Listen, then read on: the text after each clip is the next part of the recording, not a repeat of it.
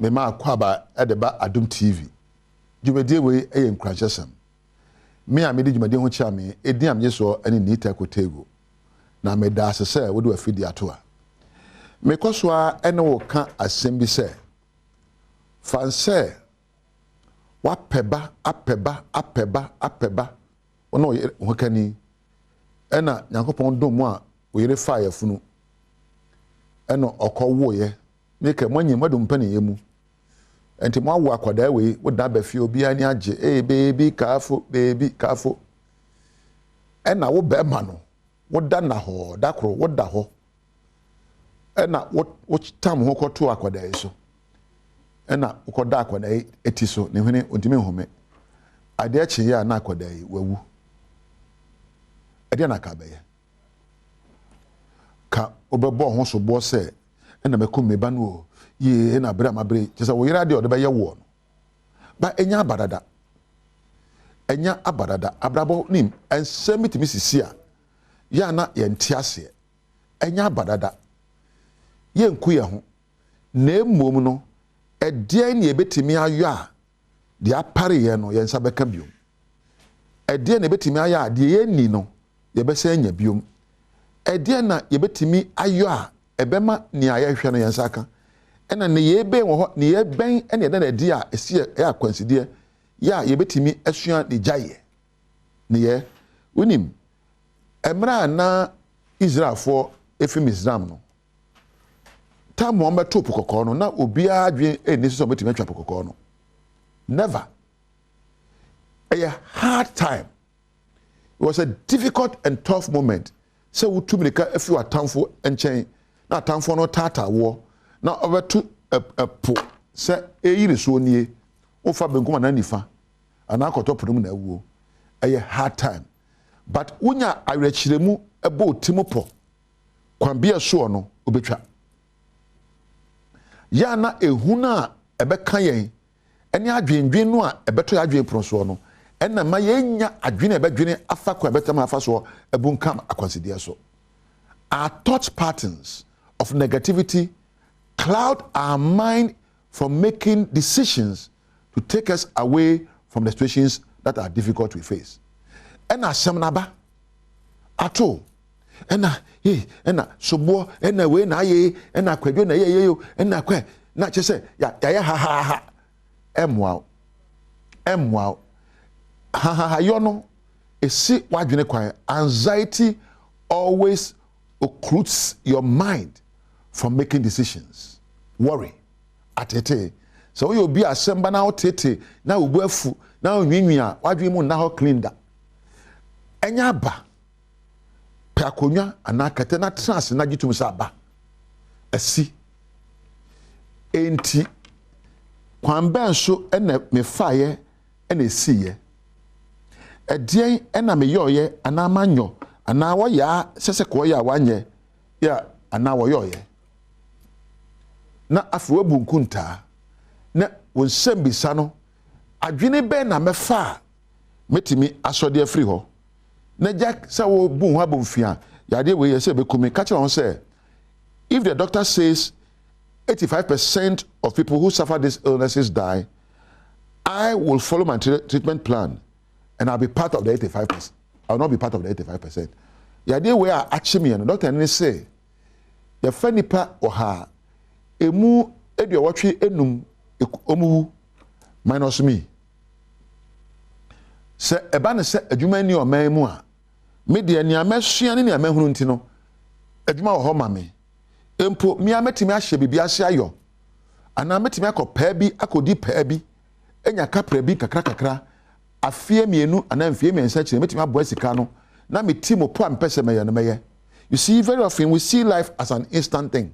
And they years say ye, and they years say show to there be. Ensure emuna asato. Ensure emuna asato. And yana memma unsho nto prekope. Yana adwe so, ena mewie, ena enkoye, mesoso, mesua. Kwambi aso no, meye, empo application na mede koe no, ato akine a emfa ho. Adwuma ba ko pe na anyeme a, enye se adwuma bebrebe nyeme. Metimi me boam me ani na maye ne papa na ye.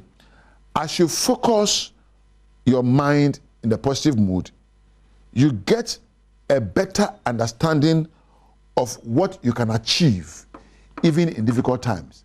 So ma dwempa kasapa etina wadwen proso da hia da mu a wadwen mu bie e me kenya ho e ma unya empo ano aduro sese wodi amansan achi e na ayedin ho e ne ebre yenkwe emwa we obia ebre nko obia akwansidi nko obia mere yonko ti samuna bisa ho se hina me mere yo hina abrabo ayedin amame emisi kasem adwuma na menya me kasa ameka ma wade anade na ayedin a sense obia ayedin o entiden abrabo ehya ase ayedin nye ne efi Mose mere so na abrabo ye edin eja Abraham onya 100 years ansa wo edi entina wansu enso onyenda so se de atie bia no enchenche wo nafe wo yiri Sarah emfie de okono abrabo kire se wo ba wonya emfie de anan numu a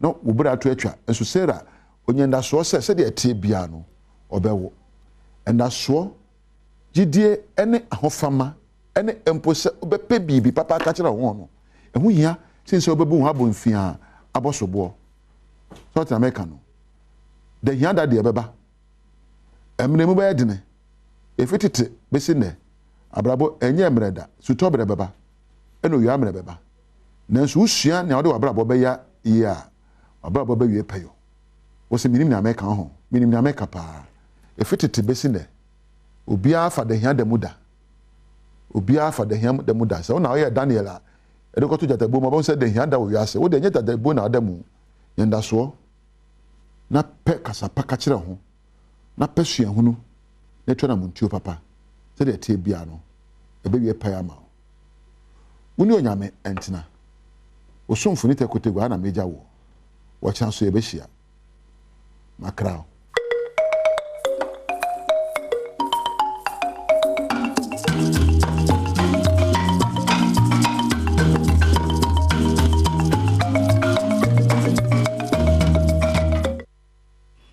No sia boade shimama yema munyina chemu akwa abamfa Adom TV no sia kase so anopen samasie ne braso se yede brewo yedani teko tegu ase papa woni nkran hyansem a wode abreye nsam no ne etodwa omu bi ya wo betinie abetodwa se Ghana match pa de se wo hwe na wakoma da wo yemu nso a ahye bewie na wanya akoma yade yede sansam no ebebra akudie mu nsam no anede oso wo kase ni mu enti uko Facebook/Adom TV akase no ho ena Go TV 176 DSTV 280 midin afia amankwa tamaklo afia ni DMT nsam no enchiremu sediete ankasa Ghana fo bi ye wokumase abo Ghana Blasters ani won team no wo mabaso ye papa wo nkunimdie ayedi ye wo South Korea fo no so na enumu no wo kyerese 3-2 no kra yamfa na hoguno so se wo hwe Ghana match pa no wakoma wanse awurade amana antrepo na amawa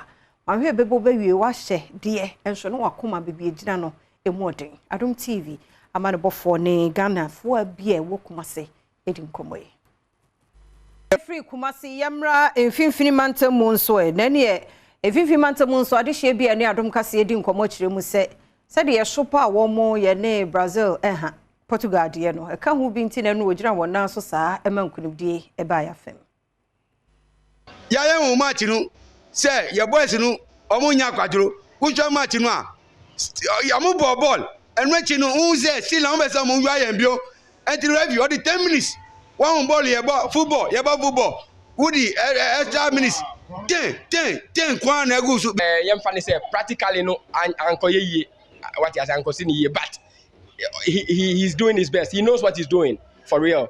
Inti Ghana no boys no omo ye good omo ye bobo but nyama bi na ye banti enti ye ade oh and now to say yes and Ghana for bobo pa meni age pa changes na coach ye no me hu say bibia akoyie enti me Jesus say second match ne de enyame pa ye be wini cup no ye be gi aba Ghana otiman DSTV kasia pasia enti ya basa se obi bia mra no mahwa bi che koye pan ti me hwe obi bia se Ombra kwesi ye we ye e wa ha saying so bia betimi abehwe ball ni bi wa ha saying And the game no there I know she papa na nyame nko an ba mu nka Korea fo yi ya ate afa so na mom nyame Adom 3-2 mani age pa Mayan to akase ne so yemfree agudie no mu nsam na yemonransom foforo emo na National Blood Service mpenufo wo kwan e befa so na yebetimi atwe moja amma dom ne ade enti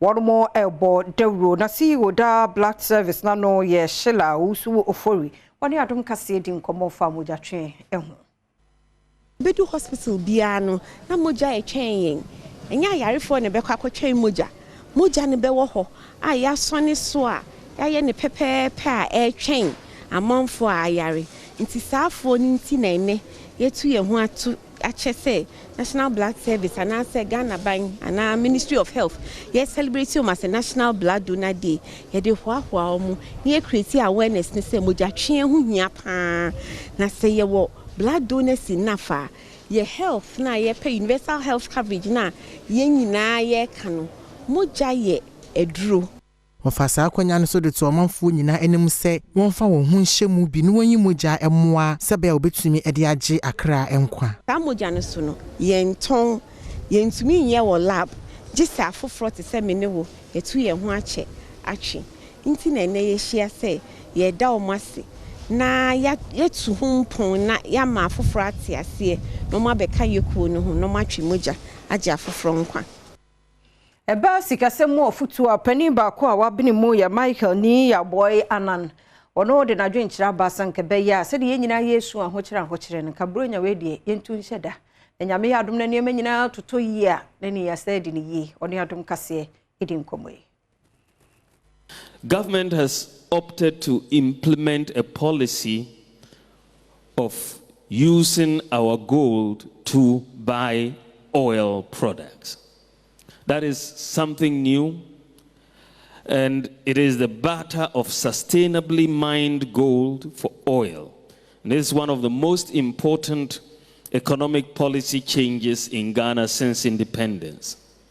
If we implement it as we have envisioned, it will fundamentally change our balance of payments and significantly reduce the persistent depreciation of our currency with its associated increases in fuel, electricity, water, transport, and food prices.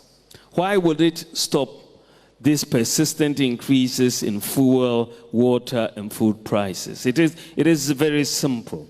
This is because the exchange rate, whether you are looking at the spot exchange rate or the forward exchange rate, will no longer directly enter the formula for the determination of fuel or utility prices once we implement this, because the purchases of fuel and for transport and utility is going to be in cedis. It's not going to be in dollars. So because you're buying that fuel with gold, that is where the exchange takes place. But once you sell that fuel, you sell it in cedis. And then the Bank of Ghana uses those cedis to buy more gold and buy the oil, you sell it, and then it goes around in that way. But government has opted to implement a policy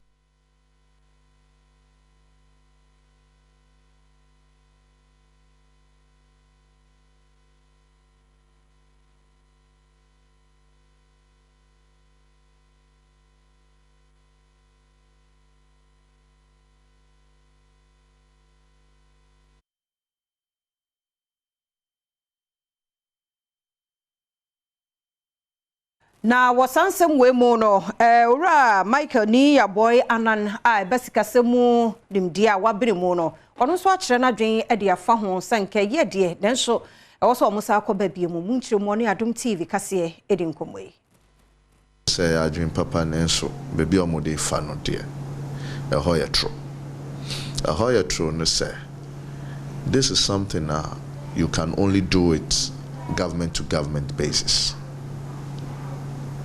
To me, found cranko and to encode yet.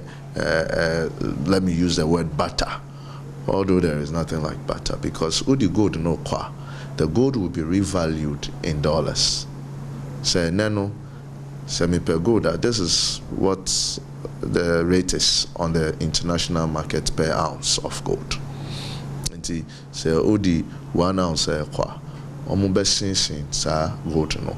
in dollars. So effectively, you are paying with the dollars. Now, Adrian Amudi DH say, Omudi Beko oil. And I think they are having some talks with the Saudi government. At the end of the day, no, Odi Sika Nebeko gold.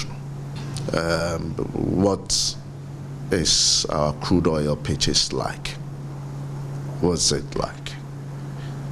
I thought, say, if not for the fact, say, ye oil no akosia wa, then why couldn't we use our gold to buy the full complement of our oil that is produced at our shore? Why go to the Saudis if you really meant business?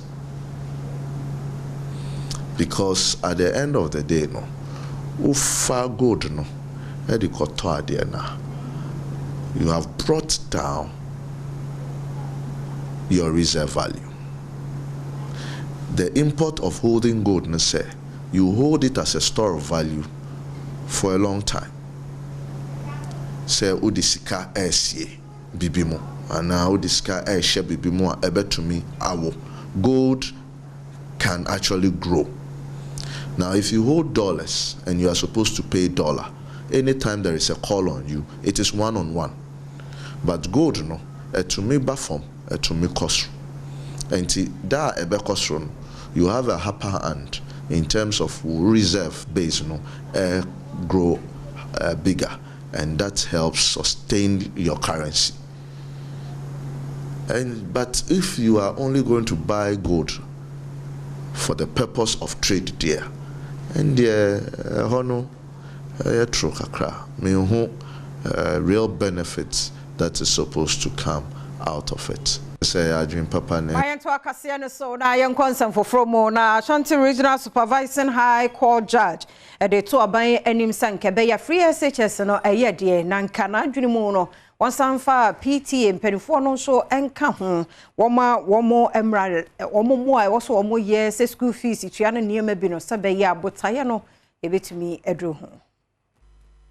In view of the apparent confusion in the country now in respect of the role of PTAs in pursuance of the free SHS policy, I pray that the government should publicly make a statement to pave way for PTAs to contribute to, among others, the feeding of students in our second circuit institutions. It is my suggestion that PTAs could create a fund to support the feeding of the students in their respective schools in view of the difficulties encountered by principals and headmastresses. Opinion no da St. Mary Vocational Training Institute ano Felicia Akapeme enso de nsem sei ene tudwa. Institute with the following education needs: tables and chairs, dining table at the dining hall at the new site, boys dormitory at the new site, assemble hall at the new site, electrical workshop at the new site, more beds for the students. Director General no ene hwe TVET so adesua mausi no de call enso nsem odi tudwa no ebini. We are no enan miensa tintin che baako wo capital say ofa abuo kakra bi fa choke.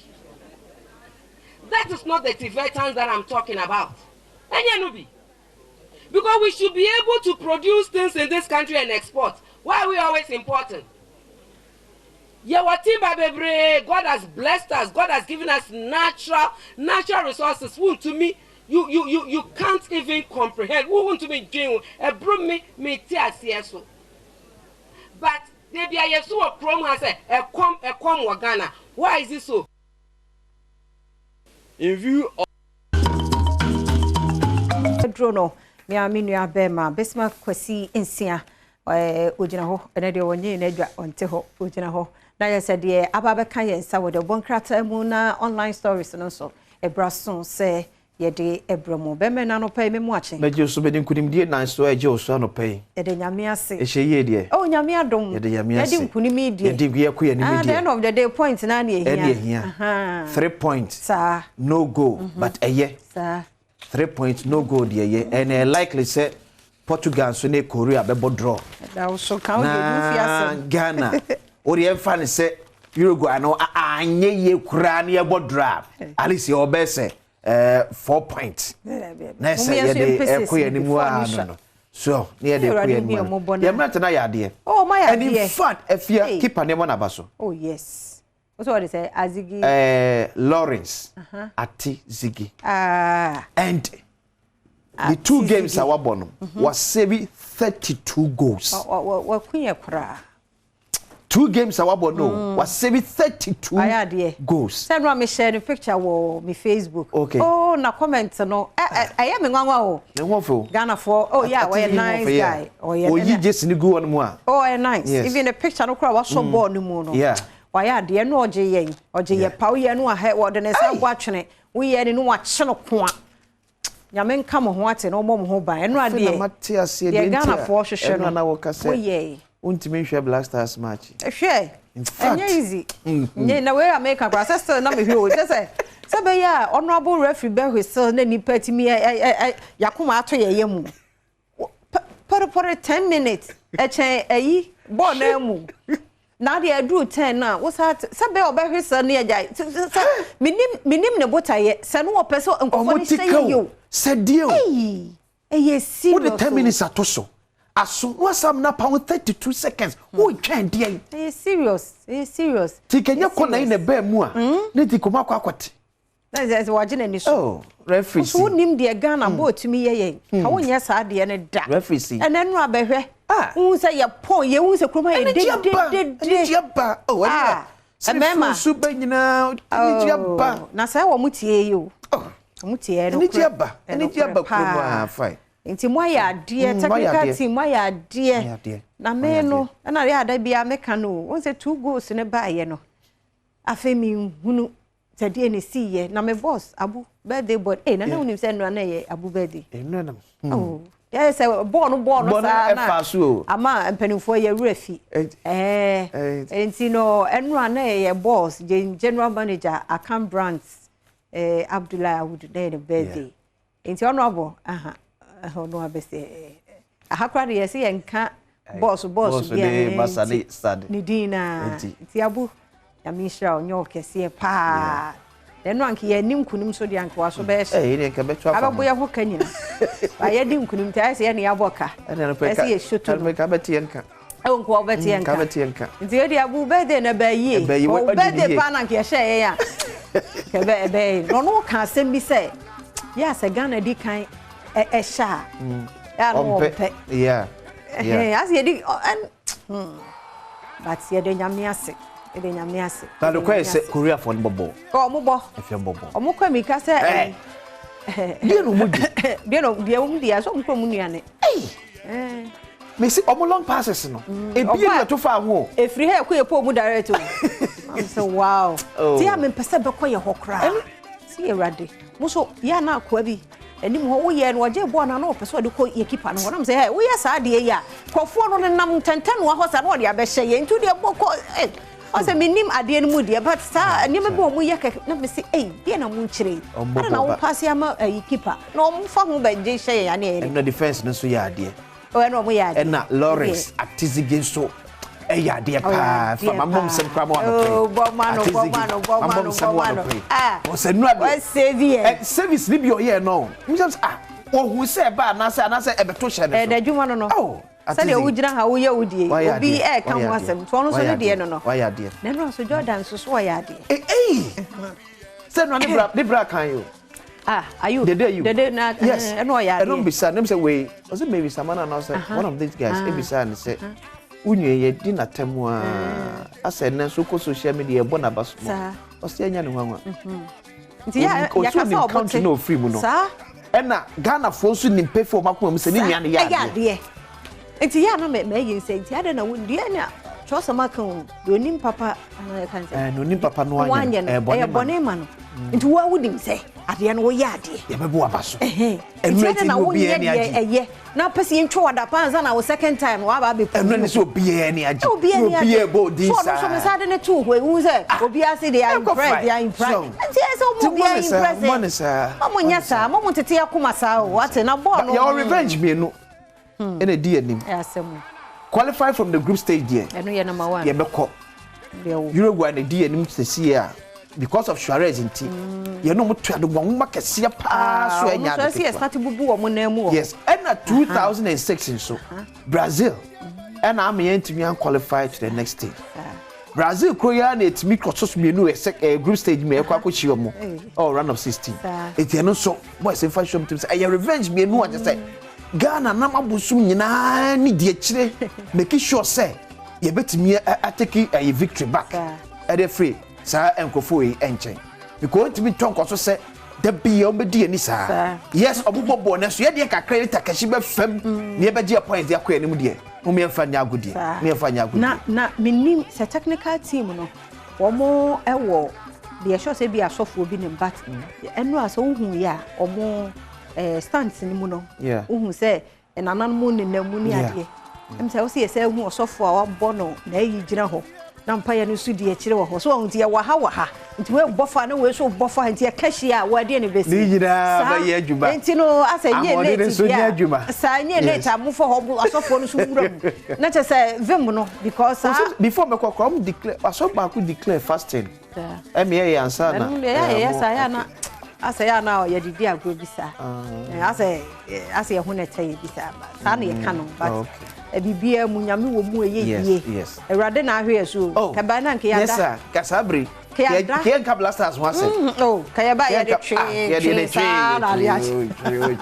baba ya de wate ame mabo amodin na mo nkoso na otu adon so Ewrade abofo no we no mani nyansen mu do na team ni nyina technical team ni nyina nso nyansen mu do a wo mu nyina adwen be ko ba ko bi se kwasi ye ni Richard ne Solo no Francis mu nyina ka bom na se me na me ye coach na ya mu beka bia mintia asa ye okwa so hu tie team work no eye adwuma na ya mranti ya papa bia nyame amamo ahoden so musu muntie mpanimfo nsa munim de na nso wiase ya na de o twasa na ohun se na chi no achi a enti munim bo nti ne afrɛ mu ti se ye tenetene mu kasa munye se ya enya abufuo so enye se bi obi ye ba muntie wo de tie de omo kan na mokɔ na amfa wo mo ana kan ye wo besa ba betena se a kyerɛ se de bi enye ne se sie nyina ye tie ho ase ye ne saa ye be ko because no de mu ye de na mu ye ne mo de so na mo kyerɛ se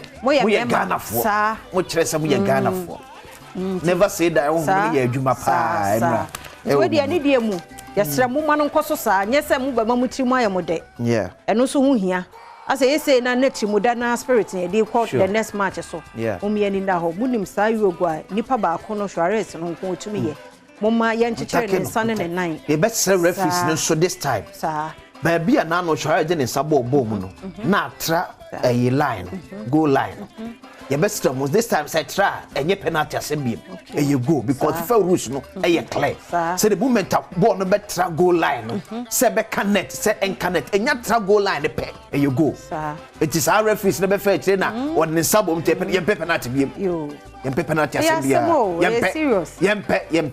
ye penalty ye enya try ya patwo hwe na jimaye yempe penalty bia da mpa esa sa be simple ade wo de jimaye no ya da o mase nyame nko omo ho ban because Ghana support kura wo ho no si eno ase ye di nkunimi hu sa da foreigners no kura ni ade amaye so se Ghana de ye ne ebimani da so eba kemame kabi eba bobo mu a eba die ma ye ne amanfo fees sebi ebetimi aya ama na ye fe ayensa na ho nti mumpem kona eja by force by fire na by fire by force ni nyina abefa na si ye nyina ye adwuma ye de ba yes ye de ba no ne asem no ebi enko because ya mpadu be se world cup ne ye bo no enye friendly matches no yanko bia ntia ne ya de obokrata daily graphic de obokrata no na ehya ase ne anopai na behwe Muhammad Kudus Muhammad Kudus ye na brantia no hwe ne srepa grofo osre enti enie kudos to Kudus side no anya careful aha no amese no say bia ubo bia baso so aya ade no eni ni di no o pe na a difference ni do so no to Kudus and Kudus say oni team ni nyina telegraph democrat ano ebo abaso e wo de wo mo de aye South Korea for na no hu video bi akwa bi Korea ni bi su ka be ma nimpa ni na mde abamu say Chilasun. Nidiano. Yeah, Nidiano. Edini de omo commentators and omo bon me hunu nti no me fa no sa but me sure see edu omo kromu ho a. Yeah. The way pronouncing it very different from. Say no so bebo edin no. Say no so bebo edin. Say we e chira samoa jan I think say 2010. Na commentator bi to e gian. Enti am some near telegraphic democrat no so de aba ye twen ye Uruguay for nyame ya dum e da fiada. Enti erade sade no e no kan ye wo me ani manwu ase ne mo ma ye bre ye hunu se bibie ni wa ye boko asade na akra unya no beta kura wo appreciate no kire ye sa wo ye nyame prekope enti papa sade da ye ni udi nkomo no ya sabu anim biem da fiada menko sa wa wo de wa nwude Ghana wo se ya suma ase ya so happy ni anje enti papa ye ma ye wate wo do obi ade enso edu agudie mu se ya consider Ghana said that consider ye da say enti ho sam telegraph democrat ano so de aba na nyame ya doma budget no 2023 budget no won be start no ma debate nti oro say chairman Sabonsu majority leader ne oro Haruna Idrisu minority leader wo mo so mfonyi no e da ni mo ha na okope 13 democrat ano a se ebeye na ye economy ni ye be grow ni ye no yes ye focus on tax enforcement. I was taxi triano triano sheda na eye adwuma no a woni asum kwasi emse na unyama na wo ha na discussion e koso triano nyame ani mu ni enipa kakra na triano na ode enti de bia pressure no kakra na so and one more triano to do so say enti say enforcement no any I think say ehun hia. He said, "Be our call big shops, malls, no me idea. I also mutia pa. And here, be our beno aquatadia or yet a tea pa. Aquatadia, unim say, I didn't say, I feel baby over back counter. The taxes I would be a quack room, me idea. And see, a money a day. And see, Monsieur baby, I was so be a treaty at one. Young will be into me to a chair. And yes, I can and they be under the pressure. Say, I said bank loan. Adeba come the calculate interest on loan. Em Crawford do a agi loan. One na 8 minutes ai. O moment minutes ni calculate. And they become who are obeti no. Yes sir. And because say yet na say so many who say nipa do say HR tax na benyes ka say dia. And I think it's a number of taxes na ye introduce ni yam kebeti no so. But the ensure that me ni enko so say yes tax a ye twem obi ato paper ya on tax. Nipa 50 na to papers no 25 penage ya 25 na omuchi and 25 no muchi enkope omachira kwa ni esa de daily guide asabe kan sem wo abesa to daily guide no so betwa ho tax etimi na mechia Ghanaian tax mechia daily guide mi wa ne onchia ye no wafa no ho adi omno o se hwe ni kwan betimi afa so bechi si omu na nyasa na ya adwen se because ye pesike o se nya tax be bread ya ye be bedi kakra bi na omu echia yes the system na ayede na yi ECG me require send a million, but I don't know why as I say the person you who talk credit I say 500 ka can 500 yes no one more meter no sure I feel now no me call ya me to 5 I feel me where I have 48 and almost I'm say since when so until no me no dear almost that na million and baby I'm not motino because I want me who no then me problem. And he say be as say more send direct from Sikana ye dey kono so how many pan who muni eni nkomo now ahun ti say obi a enye ne sa sika sama ye den and he say me no de me ho beso me na makwa akoto na wo ti no direct am mahunu a because all this was am ye dada seriously me then there's a me kwa akoto na se what no so a I am say one tree na so kire bi what small bia oba ka to so wadi sika because ne wo be panish no and reflect sika wo de man no so ho enti mo communications no nya de no nya adwuma papa mama mo yi mo communication nya adwuma na mo ye na ye adwuma mama nya adwuma because mun chirem na de ye betwea yentimi na su yentimi na su mu na ne ayi sa system hwan data call off ne o problem now don't encounter bi ho menya bi o me area o de and why lucky I don't know and also mumra na mu ho a mu ne medidi nkomo because this am say weekend mu ho ba bi sa problem ne sa baby but anu according to us no ne ho de aba me de yes sa me no me bu ne me totogu so sa anti enko off okay but yeah me pesa me san tongu so enti so obakọ ne say system nya adwuma enti say no wo konso a ye kire o card no ye busa so wo we bi anya adwuma me wa mo ana mo ton de ma ye enti ade na wo say nipa ne sofa enti we de ECG mpanifo digital ayampa ehunhia nanso ye ne nipa bonfo bi omo so te baabi no mo tache ade no na e di problem ba we mu nyina nso ebra no mo pie mra na musumu ne ye medi nkomo ne nso ye nka nkire ahwefo ne atiefo se ye ne sa kasa bebre no ebetwa untwan ma problem ne ma ansa na asa wo be russia ba be ma ye solution esa wo ma bufo na badada so ati ase ebi ne ayi fellow Ghanaians di anso oba ba ko pe no ano no papa da baba ko pe no kra no ode ayi betu mu sika mpe dede eno ana trend ya sampote na antia ni e pete eno ana anya adwuma so hunti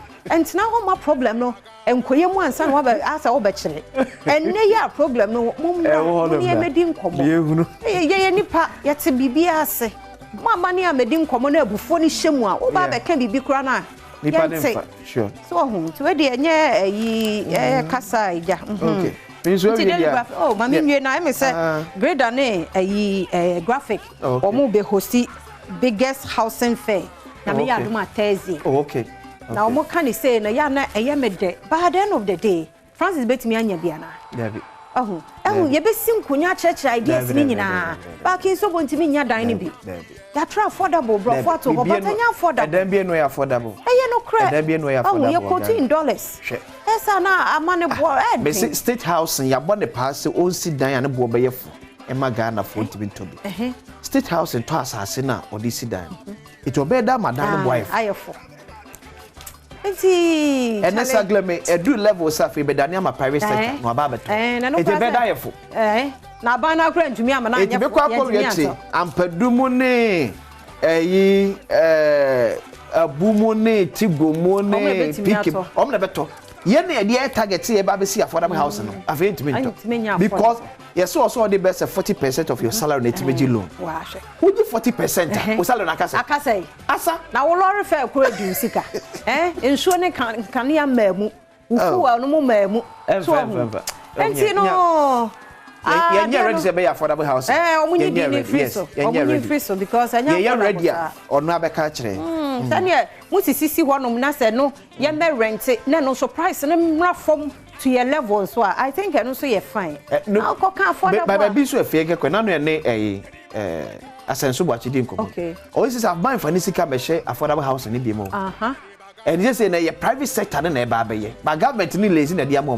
so it tells you to be no say for affordable house for Ghana bi affordable house bi ni Ghana bi we go and pen for ni ready say yema edan no bo no ayefo eti de bia firu afo na no obetumu ye bia obetumu so onye renovation yes akoye rent ya ko review and am firu bia nye 1 year no onye more than 6 months okoko no so fa dan ma han abede obeda he eti chese problem nyame na hwe nipa so every na sports guy o mire finidi na o kan sembi wono atimi tena sesen ya me anhoma sesen adwere ho pen because kwesi say wo hwe the eka wo bo at the end of the day na wo hwe aketu ya na obusa ho say hey enti size kan free him say ready diska bi kan ye ho na ye nya we enye easy ebrani kroma kan be enti wo ma kan men sesen wate nya say be fo ni so niema be nwunwuna wo waso men sesen na de ye nko ne saa nya me be hwe ye ti yetam na so ye de ye so ye e ma no nya asam no dada say nya no asam da na nso ye former president John Dramani Mahama the birthday na me re finish ah akra you show happy birthday na 29th November November tell you 62 yeah nyame o nhyira sa no nyo kese ame kopem so be ye kese pa ame ti ebe fie why papa we breakfast dey enso ye ebe bedi okay Jeffrey ti eda mo ase papa agudie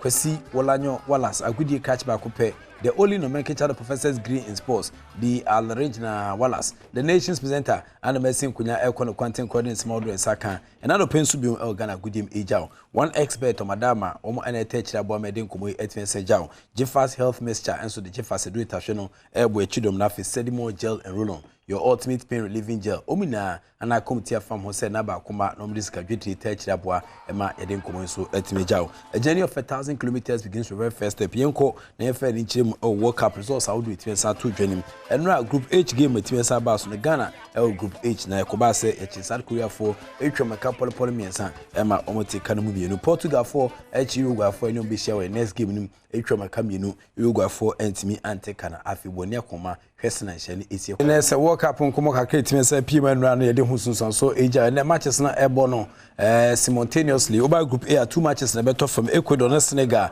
Netherlands ene Qatar na dia Kensi betian boso sa matches nyina no me san pepepe and betian san to from over group B so a na se Iran Airtel so that United States of America na for England any Wales and so dia pemse no so nonson akensi no so betian san to from ame adoma oba sempa 94.7 FM adom 106.3 FM na fi no me FM so ya the live commentary no so betian san brew na o sena nyama Asia course internet matches no ya bo 2 simultaneously each group mu into group A and B ni na 2 matches na beto dwa no ya bo ne 3 and afi 7 tiana washa no so e dia man yetwa ni fa nchirem inside Qatar na inside Qatar utuado aye first Ghanaian coach where we need match at the World Cup ahwese na nyama Asia course a nkomo no ene ho santam no agehye so ba bia Black Stars trene utuado papai ni dia kwa bakosa ngomam one ne Ghana ni a odikan a World Cup no wadi nkunima dikan ewa kansi ni coaches achochohro na be di Black Stars animu a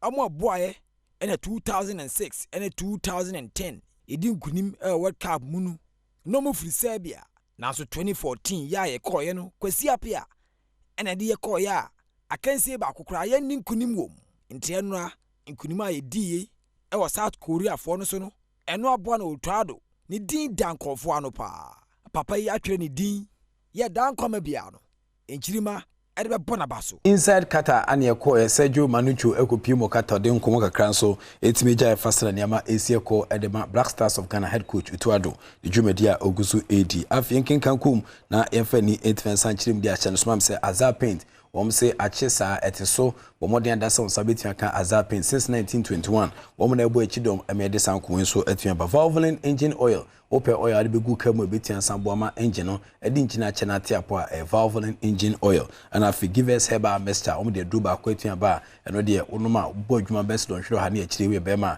eboama niama 1822 de ma Showmax womoden adasa wo App Store na se Play Store no so a na hwe showmax.com wo hwe Black Stars matches ni na World Cup matches ekosu na betian bia hwe omo ewo nkwala shows nso so ani na obetian hwe ofon so se kama afi South African tourism South Africa where the bruta ojo ba na ma na ko be 30 seconds unya mfre na no afre say young man where are you it's been a long time na say ohwese Mexico so adwuma yo wachi ti say utimi ba southafrican.com madama wo tachiri pa ne Sanchez Queen 18 ba na Lawson Heba wo etachi na fe petrol so clean fuel sama quantity no na boa amaniama akwedama ni kujo and associates say oye agency bi wanya consultancy bi na say obese utro proposal o de broma on metro business proposal na ma say kama utwoni a osabetia komna fe omo wetin sedins so we money sponsor say tachiri aboa ma inside katakata ni emu no yetimi ewre mu ye pa hwese na nyama easy course after Ghana ewini over South Korea no ohwemodia na se fansa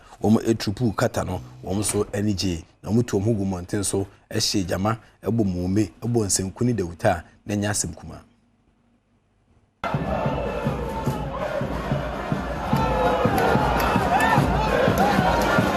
Ghana edin kunim no ana supporters na etunum jama omosewa mu to bet se wo ya bo e osene nyama Asia kono Mrs Avonyo Mavis amano enso ekopi mu kata na ono so ne eye amanfo a wo mo ekota Ghana chini bi ehwetwe nkumo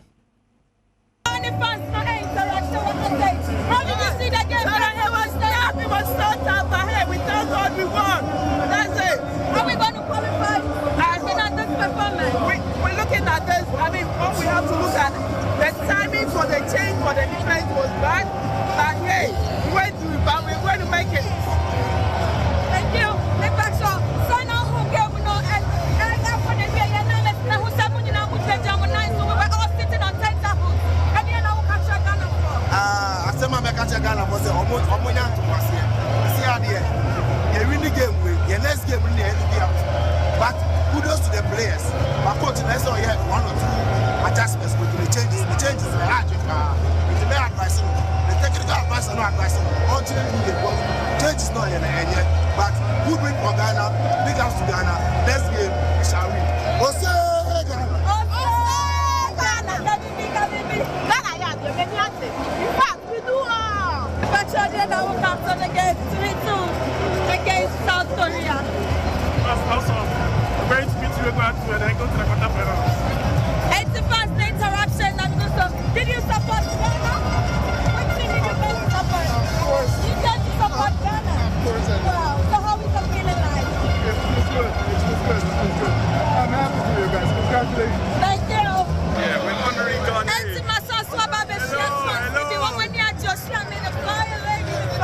The fire lady's on fire. Yeah!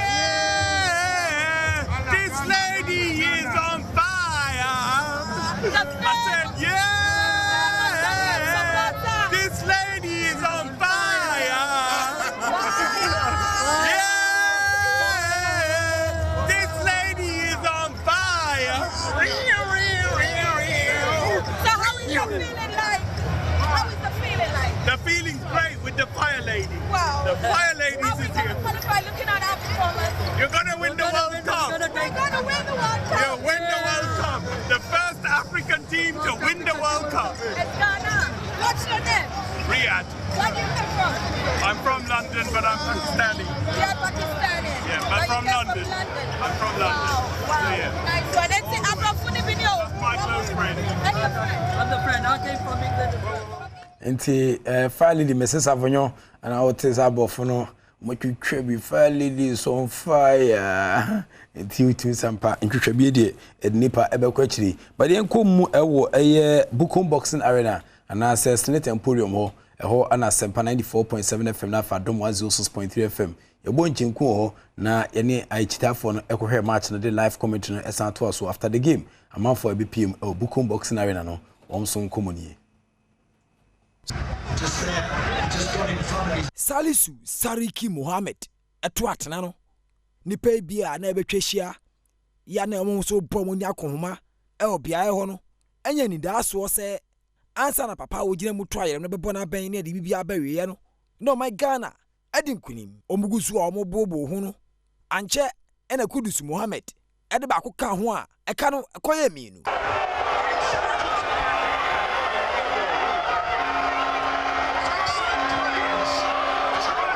no mugusu omo jigomani ya omo hwe ni musa kensie no enkwawe ye ntem no South Korea fo betete ka ne mienu a akitafo emunu ya kum omadwa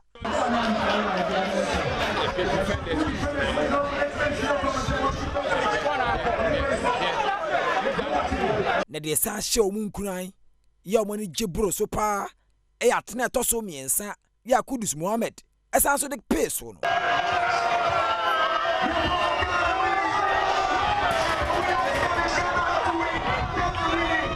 na kade ya tri o makoma esima hodo edu ya papa o gira kense ne finfini ade to so no na so ebroburu so a o my Ghana edi nkuni me kamiensa ya South Korea fo yi etimu mienu o men so support team no e men tra o my ni men di players atem because o kwa my for franya sa na mo nyina ye no e nyina ye so na o my ni support team no because team ya achieve a e na o my ni kosoro by say eti ha na we kasa tie player we kasa tie player ya e mo o my ni e for support in town much no musu team nko e mo o my no e best to work up na boys minimum mujidi boys na ya de Tintentem bia we say push ball na ready ko anim e keeper no so be like ono no on tanu ball ni ba we say we Chelsea kenye se e bitime de a hye omo ntem afien kran ha na afien fa ni nkyire mu ekuma se asantemantem na Nhyira FM enso ha omgyinam twintwan na ewuku denchemo enso edise na kumasefo so Egiomani Efa Blasters victory munyae over South Korea. Se Kumasi for so na chese nkundi ba no omo etimi ede katia bodam na nkruma nyasem ketwa kra wo sene nema esieko na etwa ni fanchiri mu wa kesi na kasem dia Jordan Pierre Ayo ye won France school ketwa bi a friend Sicily na nra gua boa chese na Jordan ball no as a David Beckham na nyasem ketwa kra na yipi mu achiri no ensu bini. In every job and everything you do in this world, experience is key. And obviously, we have great young talents and great players as well. So we know what we have to do. And I think today, the 2 games, we showed them why we were important to the team. And we'll keep on pushing and keep on speaking to the young ones to come along with us and to buy into our ideas and the coach idea as well, and we are here to let them feel comfortable. A ball 90 minutes in a year, yes, 10 minutes count. Kudus Mohammed on the man of the match, on the 2 goals at the man of my Ghana. Kudus, congratulations. A tough game, but if you could give this particular award to one of your teammates, who would it be and why? I think I'll give it to everyone. I think the whole 11 players on the pitch and the guys on the bench, everyone played a part. So I think it's a collective trophy. I think everyone played their part today for us to win the game today. And how confident are you that you and the team can bring this home? We approach 1 game at a time. We got the 3 points today, and the focus is on Uruguay. So we go in with the same mentality and the same attitude. And I know everyone is up for it. Now we just recover and then rest up very well and then get ready for the next game. Enti na se ne da yakusi ani pitri ne ba no na me adoma se medical catch group A games no Ecuador na Senegal be share Netherlands ene Qatar e de beboso na Afroba group B so a Iran ene United States of America na fe England Womani Wales enso de Makensi no atimi atentam so we so na megina na me de ene nso nkomo a yesa kan wa Kensi so no ebesi within the Enoch Kwesi Wolanyo Wallace agudi catch back open am of course evidence-based sports and teaching message out. Channel Subiuma me say you makun emiensa 1xbet. I've always told you that betting is better than Sakawa, and if you fast mixture, Sedimo gel and roll on your ultimate pain relieving gel. You can have padia a bit yamboa amanyama etian to yidema wemo and the sponsors touch the woman and opeso. You then come on ejal within the Enoch Kwesi Wolanyo Wallace agudi catch back open. The only nomenclature the professor's degree in sports, the Al-Regina Wallace, the nation's presenter. And I'm Jim, of course, evidence-based sports and teaching Mijao. The act of being a good guest is to not to say goodbye.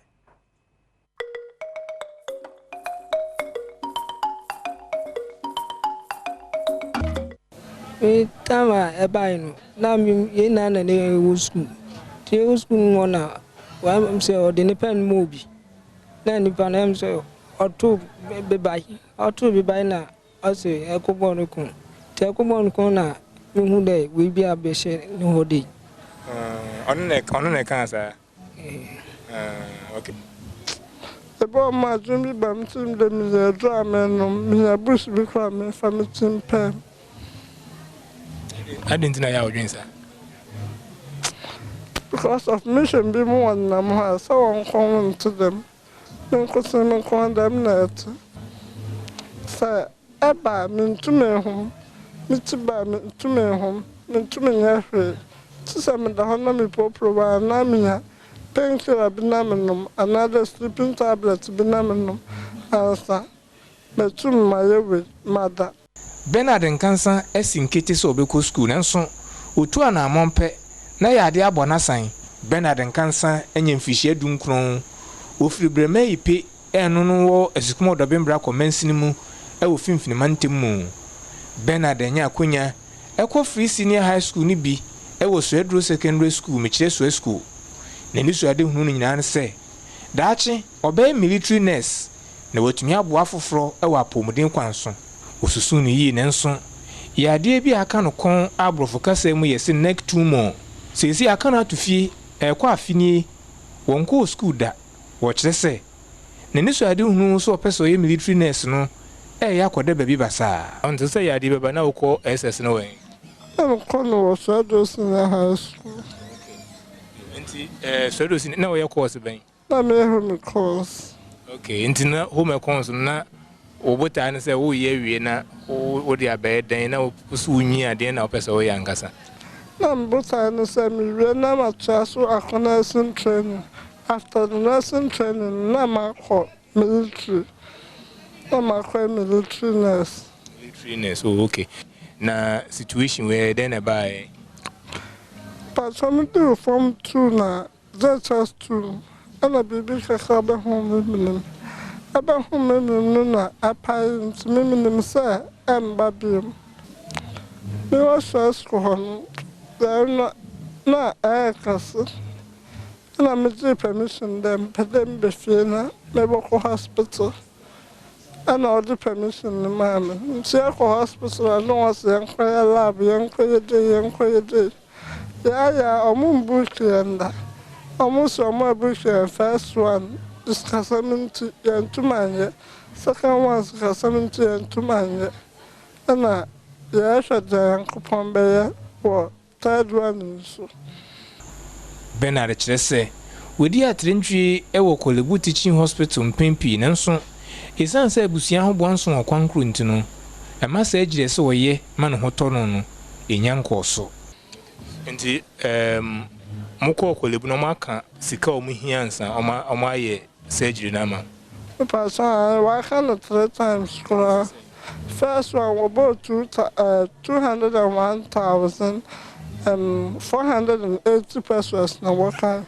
And the second one was about 350 million. And the third one was about 300 million. And then I'm a delay a young surgery in the mouth. It's not a trend. Uraya on cancer and ba. Any aquadea or Nama Benedi Muno, HS Busia to an amo penis is simply a yaju and some. Send our phone by my fan. Oh, I often the year to one among baby. And more year 2 years started with Bremeskuma Hospital. Yet Kupu Qualibu, by 2 years. Then the year to one among Aprena Yarasabia. This is a Yakwam baby, I don't know. In Yemwa. You know, almost a more Jim Bassing. Sikane day. I found last August on the 10th, and I call Kalibuha, woman made 350 million. Then Umpono one said it is a operation in the and I say China. The mum near what the mamma no says, ever say war in operation. Sika will be no. Every doing then minim say, or baby, I can one of the one you being come. What can anyway, you know, a scan near lab and idea what my yadi. Be last Monday, and a queer scan about. I was in Adoma, a Monday. And a young Cogenian Fenco, Dr. Wednesday. Auntie, I drew the day and a bar any aquada. Wafa Bablesse Munuch say. Bernard near de Edia Kumbe and Fishy Mununi. Mrs. Edia, a day. Or blepa say Edia Anadria on Tuminda. Tis a me pedrubi man, nodded or no man son with two mother. Nedriani Dimuse to me the Dicama. Pacho. Me wo fufua ana me wo ne mememre na wa titia di odi kakra bia ondi bi na ma hondokun na wa adi na ma ka kokko na wa adi na Bernard Nkansa sisi one neck tumo edi akun ye wo wontafo one na epenyi kakra no nso ekọ secondary school wo kire se ni no epenyi ya di nti ama wontimi nsu ya di yi mpo me say me jai school na che me be fi mbum na che me mbobo afi na won ye na we ni ma no na a house up to abasa e bo kwa me ko school kwa me tum dwen da ma afeda mo dia man boy efi breme radi hu e mobo na onye mfi nyarwa ahodo yi mu ya na efi he papa enti me question I said, "Dear Jesus, baby, ya crowd welcome. A more yantafo. We are sad. We are mementing and wash them. It's way, dear. Said, be a banny a bestre, a banny a bestre. Said, dear, for dino, assassin and cake to heavy. Uncle Scowa. Kid mu said, Sikeni hot, or money boff for. Ni mama ya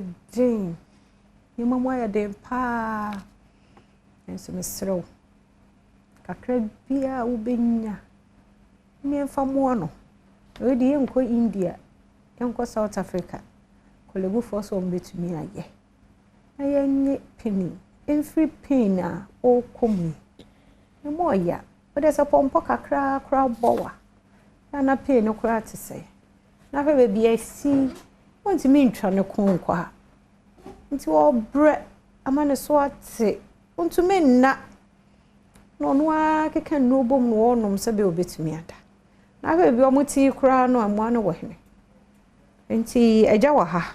Na wo hwe ayi number ni Daniel Abankwa was 0245380739 0245380739 Mr. Oyemomo number Daniel Abankwa Omayamwano Mwa ye bi pen ti ni se wensu mo baye ye ka say kura no ye de na ko o kolebu sesi because I was a kolebu for janitor ho. Omiamwa no wate. Na wo hwe ni nua kakra na wo hwe no a. Hu so ye nkra fefe. Eje esu dodo. Be me su papa. Ebe ye wate. Ebe ye. Adin o. Miti kra mama mi akra miti e me ye se ya no maboto. Miti e me ye. Nti asa asem ni nyina na Afredamo. Ene abusua na di nkomo no ti di ehia yesika e usika no a be bosumi ni e bae mo boaye mo ye mane ye fedodo na sika na papa mo se yesey because me mu am 3,500 wo kan sa mi hu e wo city na new city mpacho ye new currency 3,500 Ghana cedis oh yeah sure a new 4,000 35,000 okay 35,000 any here 35,000 Ghana cedis Mr. Mama ye moa o penny ni din de say Bernard Abankwa Bernard Nkansa Bernard Nkansa nti wane Daniel Abankwa no mpacho ye ja no ye wo number ni nti obi o hon maya no person verify ye sure say number ni ye hwan Inti wo frɛ wo de sika no to so a Daniel Abankwa ene beba so papa ne ba enya tumo wo ne kon ho no ne number ni ni momo number no 0245380739 me assure say the threshold no enso sa enti sa wo send na say emma nya abotre maye ye be yi bi afri so na mo send gu so maye na mo maye mfam no ano 35,000 Ghana cedis. Kolebu hia. Shakra ne kon. She tumo. Na miso asase na ye say na ya hwa me na bedu sey. I didn't there. She said you can no. If you see one nimrim. If you see not nimrim yeah. Na ye say I didn't apply one nimrim. Nti na ye mbuna di bia say bibia ebe ye no. Na hu say bibia so a won kon kakra. Ni fi asese ye ni fi edro kakra ye could be na say en fan ko hospital ni hwe nti ye den ko Rema Skuma hospital no mo refer wo Kwalebu okay na ye start e wo ba that time no wo GHS form 2 wow and sana obeko form 3 ma ode bedu SS e was school okay nti form 2 e was school sisi nti we nyina mo de ba Kwalebu ho na Kwalebu ho nko a ye nko bebia ye ko Skuma mo refer ndi Kwalebu ho nko na ye kwa bedi sisi na makwa na ede na afa ya ya no na enye kese sa ebe kese no from February this year February ya na administrative ebe kese bedu that time na de na kese sa ni nyina nso no na eguso eko so mo ye mo famu de adwuma be na ye papa mpacha abemnyuma na me efum dwuma te no na mo de ahwe na akura bedu sei na ye de ako na o yere nso ye de o me de nso gari dwuma na ya keke o chi gari ton ya samo mo manu ya he mo ye 5 o mo na empenifo ana mpacha empenifo ni we mu ene ka antafo no kafra ate ebe ye nti de na wo ka kire Ghana fo ya me ka kire Ghana fo te me hia wo mo a ele me nim ko ya me fa so a me nya sa asika no akwakotua te me sero me hia wo mo nti penny wo hinsisi e penny wo hospital e wo Kwalebu o ma jana to ho mpacha to mo se empesi ka ne mra mo be ye ho da be na mo de no beto ho remember nani 3 days nani 3 days na okono oba nti nani 3 days na oba ya omoje na to ho nti wana wona nchen ne ma me ne wo ne ma me wo ho ebe mesre mama ya mo apeni na momo number ne 0245 380 739 0245 380 739 Daniel Abankwa mama ya mo na se nyame ya dom ye timi ya de kro ni free ho na penny kon esi ne kon so a hwi ni ho a madaro mombe sa ate yenka nyame hyiramo pa de wu free opemu ayi e de aboa nyame hyirawo 0245 380 739 0245 380 739 Daniel Abankwa papa wote hey nti won so kakra wo benyamedofo fama ye wate nyame hyiramo eda mase Abankwa ne yemfa ho si ha nyame beye waba ha die wo besa babiem na nyesu na yesede na peni shote ye nchen aye ne mudi nkomo nyame hyiramo no mmam akokodu ne ho beto no eda ase nti ye ne owura Abankwa nkomo ne yemfa nsi ha whilst I would support ne ba yakwaba ya ba bedi nkomo afa tumo inum ni ade hu yakwaba sisia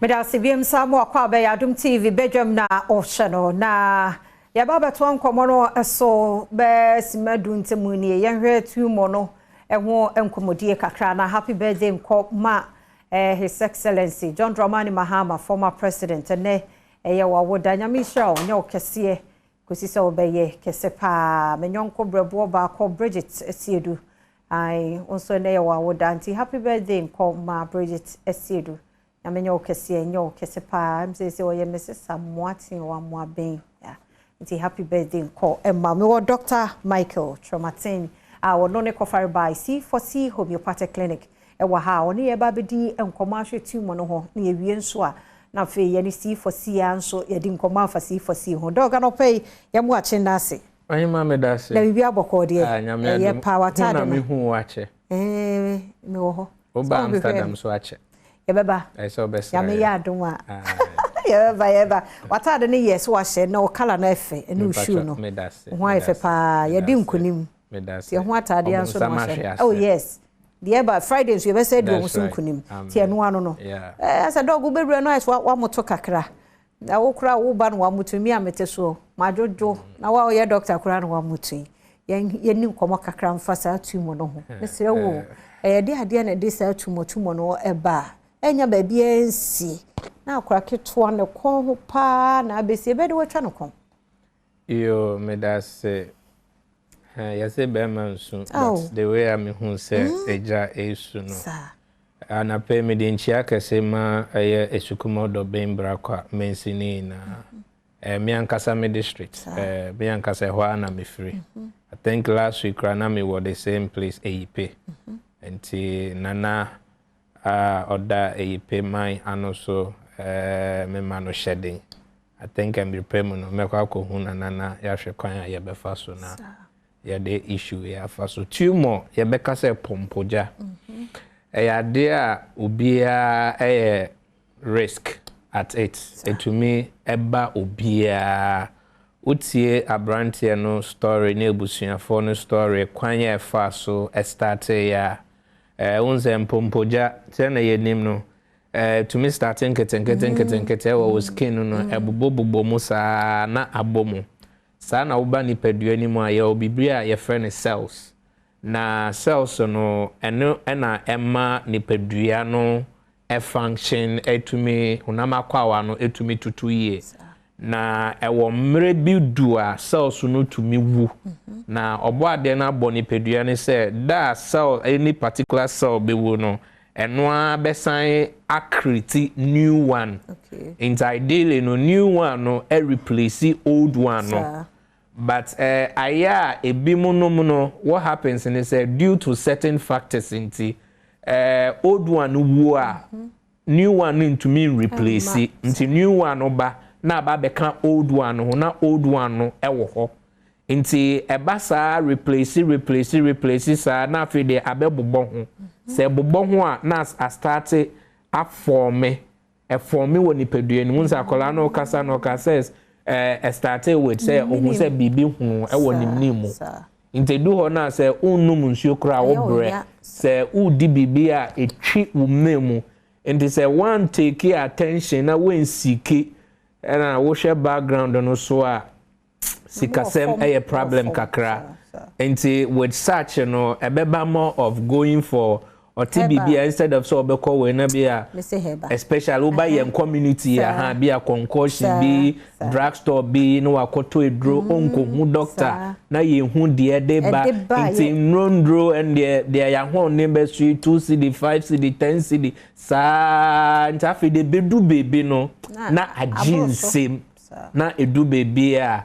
And the side of it say me ankasa so me old Tresconian straight to secondary school na me we so to know say even or share school as wo na due to the ill health and he went to me and continue no enti pompoja ya de e wo bibie e betumi aba obibie wo ho a na hu se bia wo bibie ho wo de wonsa so mu a egumu ahodo me no ebi ye painless na say wonte yaw and ebi so beti yaw nea obeti yaw no ya ye cancerous na say ya ye kokram na nea wonte yaw no eno no enye kokram but nea enye kokram no ebetumi if care is not taken and kakra no ebe grow na eno so aba be ye kokram enti ebi wo ho so sometimes so ensheda depending on baby ebebo no ye wo mu ahodo ebeye insia anase son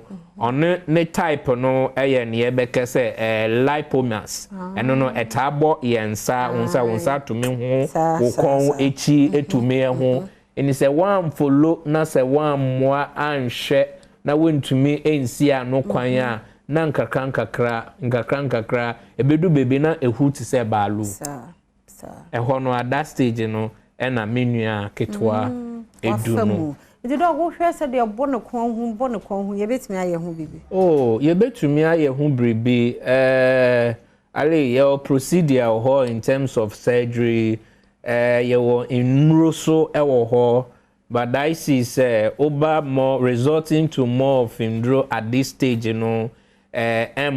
ye because or breath and in no beche before it gets to 20 the best way at this juncture no say ye be boana obetumi akwakoye surgery na wetumi afa nentoma pa efra na osha normally no tibia on say chemical nro one major factor etumi affect cells no ema cells no developing into this stage inti nimdie mu no suehu no do menshia but utie story no now share the processor developing now it could be say they were resorting to self-medication from the beginning okay papa ne kan so it could be say sa enon kakran it may develop it to that stage too much exposure to niebeka say kania so it may affect cells na ye nipadua ni mu no infections are hold out of viruses bia wenya infection be ni treatment no anko ye ni ade and also it may eka ma affect yes ankomo a ye nipadua ni mu no na afiden kakran na aforme a na start like sefen and I know say it's not something ye mubin ye be pese ye be do eho enunti na ehu ebehia and normally ne say nko ye penia minim the background and minim say bia oye ade behind that because at this age say in growing up from primary JHS to SHS now umma ensa so uya bia wonno mensa pa eno so ya de affect to me this lipo minasa ebo ekon ana say yensa oni ade no etumi edeba obro no obre amane so say obre Because corner there. Now say and out to say still no the fruits problem no ewo because to say ne kasa no intina obrands we did so you could see from the terminal you see all the skeletal way in the tummy. It's not say Adriane cry be manu ahonde no. Untimi because Mr. Unti number no here 0245 380 739 0245 380 739 kakra bia obenya bia medofo yemfa entoso Daniel Abankwa Nectumo abofra kuma 19 years. They say we just school no. They say want to me make us our admission. Our Kolebu. You hear 35,000 Ghana cedis. O mine mo ya din obiya ka obiya kakran ya hwefo be millions a ehwe. So obiya di bi to so a. De mo ye no. Mo be sa ye biem. Na penny ho beto no. Ama o papa betna se.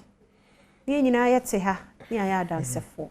Na mi sha so be ni sa. I think when your information MSL Modeno Koshe Compassion International sir into compassion try to make a steady approach unso monomo omonhihye says wish omonsa na at a critical way no either so omo abeboa na so omo be fly you out na omo intimidate many be die echi na ya hwe kwa ya ebefa so and a dog yamra see for CA yada so education ade amaya about sa tumo ho asem yada se was obodo mo support e ba no ni ada wase ti yehwe see for C edine de aye household ahema medase and then they did kan ya wate ade but onu de onim say nkofo kan wo ka bie yehunu de see for C to me yo medase see for C ayarsabia ehwe yare a aye kranko a bit to say minua bema any issue yare bia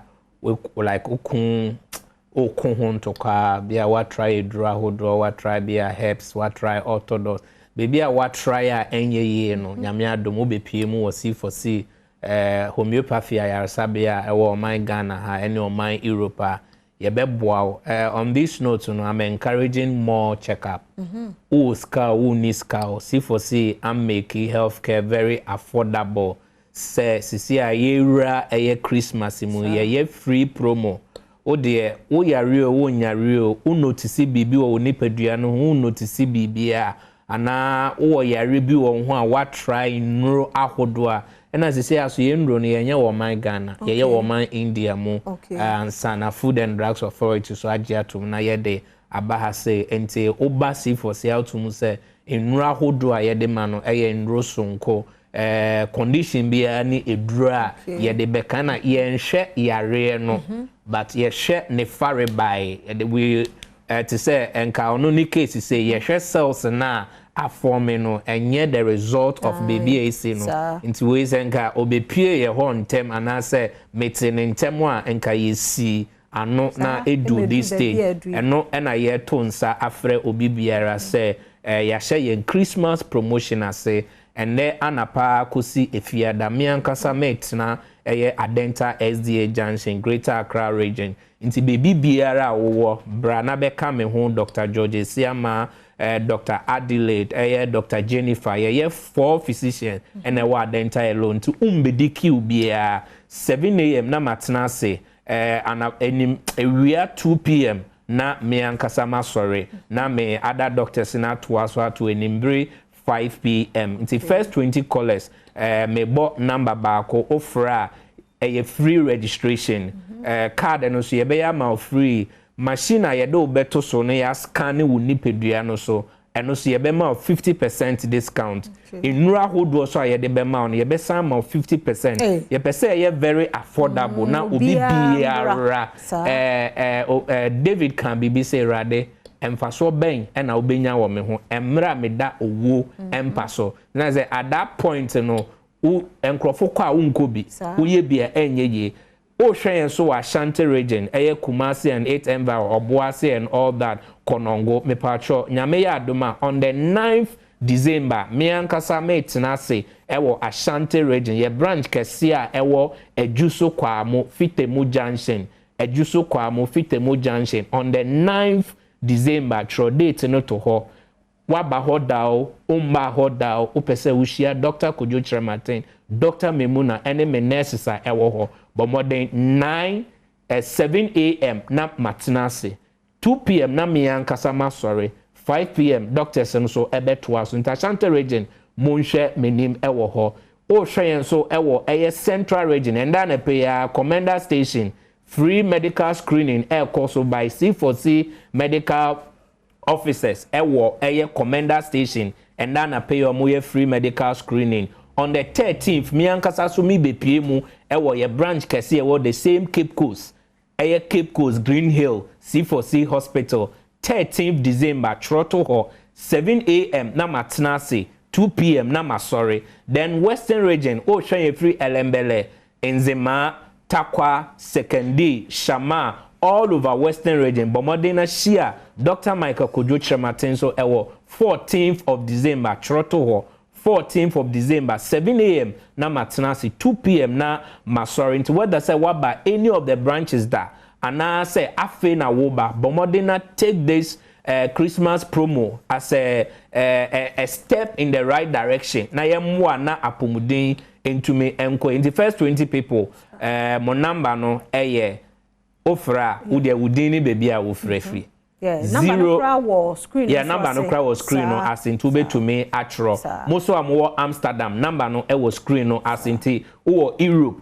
na se untumi mma ye branch ewo Germany ene Amsterdam a ye be teleconsulting na ya ma prescribe medication ya start treatment no ama without you even coming to the branch but oben Germany Hamburg branch no na osan ben Amsterdam me pacho bomoden na free number na wo screen na se no na bra me sabo number no Ghana number na 050 00 40 328 050 00 40 328 and I say +31 and only a Europe line 61 833 8997 +31 61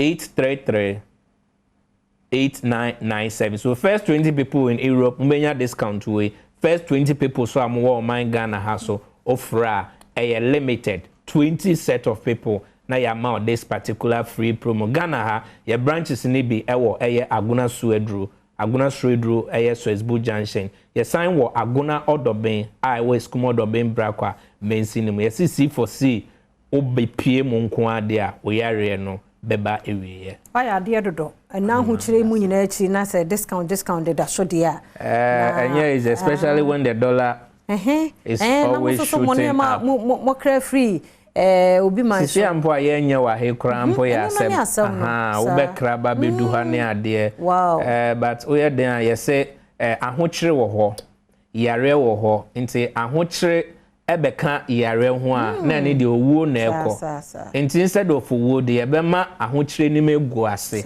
na ayaresa etumi ede aba embrepemu na know say nyankopon so nyame ohyira C4C say C4C a campus for Christ okay the far by campus for obibiara name from beginning him say me dem a campus evangelist I served the Presbyterian Church of Ghana as a national youth evangelist for so many years with Right Reverend Professor Emmanuel Mate and Reverend Kwabena Ofosuado, by then National Mission Director. Into Omona Miniomo Juma me share campuses. Into Nyami Jume Muana vision no ebaye. Into I know say Nyamia oni e shase for past 7 years no oni e bente bra na tusa anamono na C4C homeopathy angel. Okay, why are there? Basabu bo conditions ni biso na ja nipa we aso abome yare so na so ba ho ma yare sane de ni e ba yare aye kranko te se mojamro so ye nhwe mojun so bibia oda mojamro so edro so no ofa edro no like nim kwande yina but ye hwe mojambro so ne farebai tubes ahodo miensa ne obeka say capillaries veins any arteries moja no efemu eno na 1 emutumi sisi 2 emusu tumi pai nti eba saa na emma umoja no kwan asese fa so ye adwuma wo nipadua no enko nti ye deal with the root cause saa so na ohwe eye esichire yare so a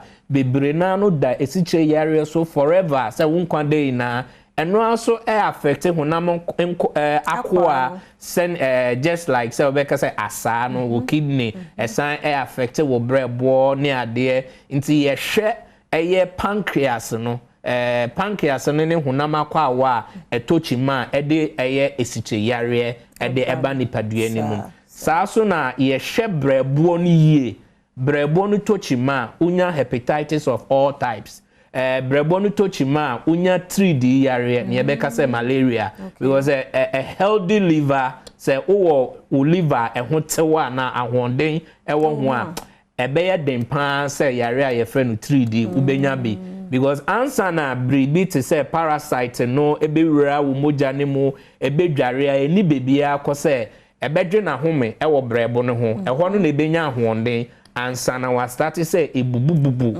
ni pedua no ansa na obenya ansa na obe start say wo shake wuti ya we ya awodo ne ade na ne ebetochima no atochima wie nti say obo brebo ne ho banya saa na etumi eboa na utumi firi ho nyame adom nyame afa ye ho eba ti say awo mpo de omo atumi ebaden ewo eye Oba housing nipa mienu Oba housing wo Germany Düsseldorf ewo Germany Hamburg for Amsterdam for Cape Coast for that is Takrade for more matome ebadin because nyankopon farm so the last person now we did age 49 wow 49 me no ka say anti akosua adepa awo afane ho afane ba over so many years in Nura wafa IVF or try IVF 2 times nini afeli but nyankopon adomo oshia C4C homeopathy no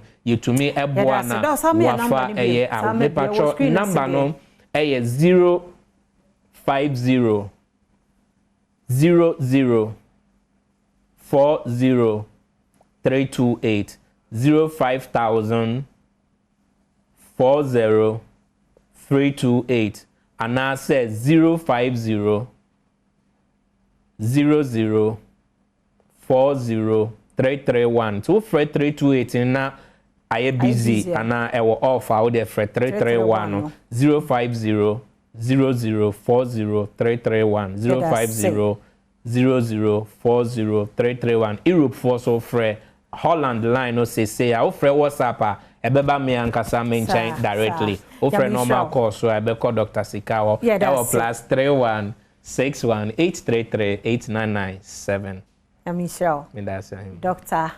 C4C Homeopathic Clinic Dr. Michael Kujotre Martin and an open so near dim komosa nti be bia ya modi kura wo de frɛ number no na ka wo de share no so de tie bia no edin ne honam se C4C Campus for Christ Homeopathic Hospital edo mo asepa komo foforo bi so wachire ho twem sisi ayeba ebeto so yada se samu akwa babiem Adom TV Badwam na ohye fise mo nkomo ene yedie na netichu no apomoden no ho hia fise oni apomoden pa bibia ni wa oye betumi ayeye na medimafo herbal clinic Dr. Time Daso ayaresa bia kakra na so wo hu doctor wo hu na wo ha obohu and then quite as why ne hospital no colors pa say green as a lemon green bisa dog ya mo akwa ba na bibia bokọ di yankopa di bibia di mafoti ase otiase pa sa hoso papa enye easy oya de ya misha pa e wa bu akwa agogo taxi station odu wo na so hwehwe Dr. Time Daso taxi na do obekọ ho e ho so so by trewa tetrete sa pepe enene dedi kan obi hwewo yentie de midima fotumi ye yo ma ye na onyankopon ase na mentia ahwefo nyina midima fo heba clinic Dr. Time Daso eya na ye kan asem bi se emfidie kire se yale bi ni aduru emfidie ese yale bi ne aduro ba gidie ene awerehyimu anida so ye won onyankopɔn mu kyerɛ sɛ onyankopɔn tumi sa yale nyina ye ni yale bi a eni aduro enti na medimafo heba clinic sɛ gisa die wawuo anasa wasie no pɛ sɛ nipa na wonya oni akwanya sɛ oduru medimafo heba clinic ya obenya na yaresa Dr. Tam daso ma woyale ni bia nya ni daso sɛ ebi a won hwɛ medan na ne bra edinkan wayale akomi bebere ama wapaaba ba Dr. Tam daso ama woyale ni bia nya ni daso sɛ ne yale na woyale ni be free ni so wo bra wode nani akyerem wo kumase abu akwa agogo ho na wo beduru ha abubuafo nante anifrafo tumi sina panie maame bi na that di was a doctor mia na ntwie twamu amenhunu bitumi sa aboa ntatia na ekoi adanse ankrofo die TV so radio so enyina ya adanse pefe se onyankopɔn ade ayaresa aba be piem wo kumase abu akwa agogo enti obi a wo he me doctor se me hia wo gidi se me gidi se me kotam da so ho a me ho betome the doctor ehia ye wana muntu se anopei ana ebra wo hwemi na wo hwe yi a wo betu na mo abakuma se abu akwa agogo aboa pesa se adidi kwan enwa enkrofo de yedin tam da so no ton wo mu nuro wo miamia bebre me ma hwefo nyina atiase se last week yes saman boy ho ba bi nkrofo de enuro ba se ye Dr. Tam da so waduro me masama bofo nyina atiase se Dr. Tam da so aduro bi ni dwa bia so sa wo pesa wo Dr. Tam da so a gisa wa ba kuma se abu akwa agogo ho na wo ba na wo kura poma o nsan fa poma no nkofie biem ho na wo ba na wo tihwi mu a yempia wo nsan fa wo nko efie biem efi se oyalefo ba ho na wo hye na ebra empa ho abubuafo nyina etumi nantetu Amerika enti wonyankopɔn de yale nyina so tumi asɛ Dr. Tam da so nsa enti na doctor etimi ka kyerɛ diabetes sɛ wo ye diabetes ye ntatia o ka kyerɛ pressure sɛ pressure ye de ntatia case na doctor timi ka kyerɛ stroke sɛ woni tumi woni padua bia so efiri sɛ wo master Tam da so a otumi di yale ebra to yale so no waba wuhia wunia bia ka kense medimafo waba wo maame na oyale na won tumi nantie na ka kense medimafo waba kan ye na medimafo maaye na wo yale bubugu edem ene de medimafo waba mamrewafo etu Amerika doctor se wo bu akonta be bosome miensa mrewafo ato pomaguo enkokorafo asori anantie a untumi enkan papa bi so na dance di o se doctor me sofo chi a me se me kwa akoyi mitino sofo no se me ye saman adan a enya wo na no dwoada ye ne ya sore manyina ba ho behwe wo a wonya stroke a wano ache a oyiri tete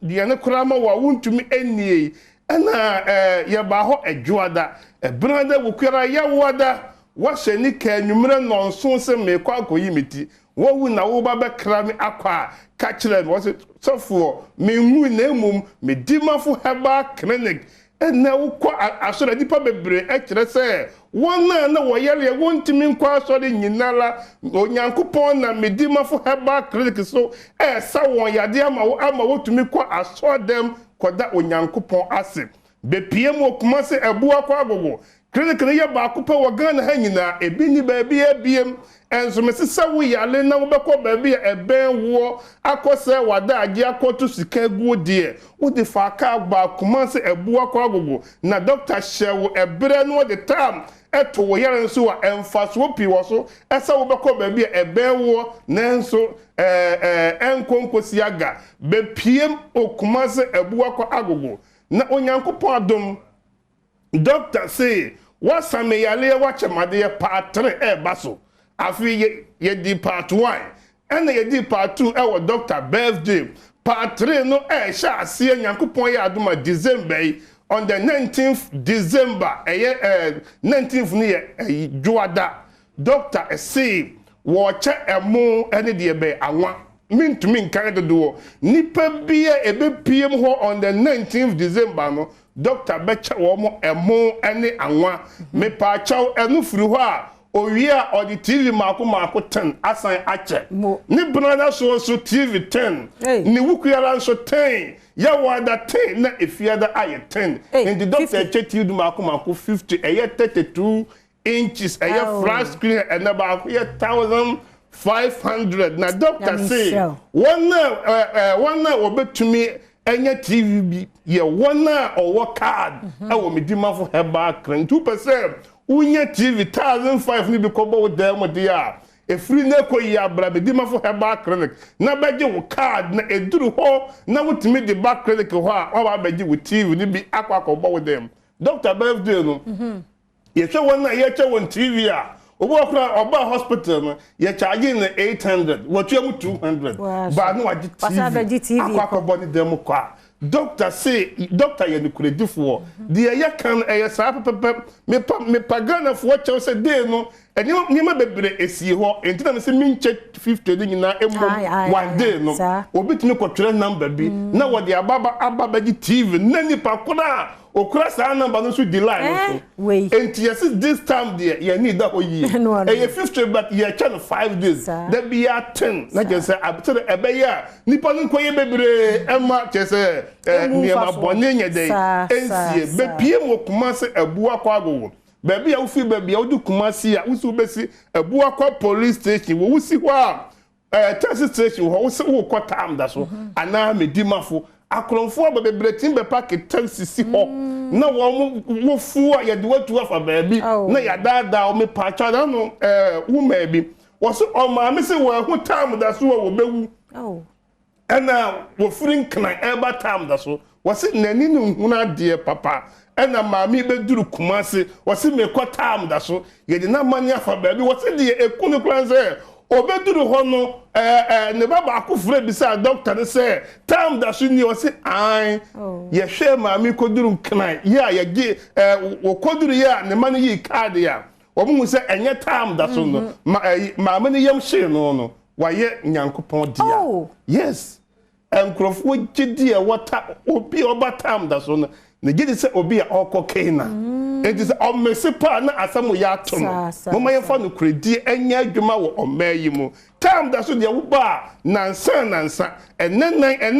enenum obi si mesisi machika sa me kotodwe me kwada me ntumi na me widie mu hyehye me nasi atata wanya ka akwanhia wo na mu obu wo nsam obu ni nyina ye entatia case be masa wo be man enya adwuma Efie dunia ube man sorry da opa abra medimafo na me ne won 24 hours ube man ebe sorry ama wo buto de aseda ama Israel Nyankopon visa oni otumisa yale bia medimafo heba clinic de oyarefo bia odimafo eye ekwa number ubetumi de afra baye 0244 77 42 82 0500 727215. I was screen now say yes. And he said the doctor Akeka number no 0244 774282 and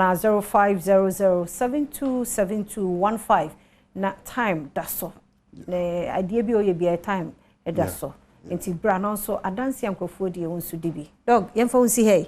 Na nyame sha no wadwen panso a wo sa yare na wo se charge wasa me yare wasa chamade this a time that's so obi kura chawade a wonche wade papa na wo de wo sa yare no wa chawade mo nyame sha ya da sentie ne dog nkomo no ya de ebesi ha na braba be ma ye kwan na ye nkomodie no ye de nyina sie happy birthday his excellency former John Dramani Mahama aene na wodanti obi a wonim ne bia kan hyansem go panino so rade ma nan kwa ahoden ewo mo kwasinsia so aye krado vice president ne kasamafo anane boafo sonkon Gideon Brakon boakon ene ne wote adwamo na fie ne nadi nkomo bebre the aba latest one ye di gold di yendwa no ni nyina ye nkomo akwasinsia ne pani transia wo ebedi entitina ha ya enye afidie no emfiri aso wo kwa adwuma enye problem Facebook/Adom TV yɛdɛm live on so ɛwɔ hɔ nyame hyira mo pii sɛ mugu social Adom TV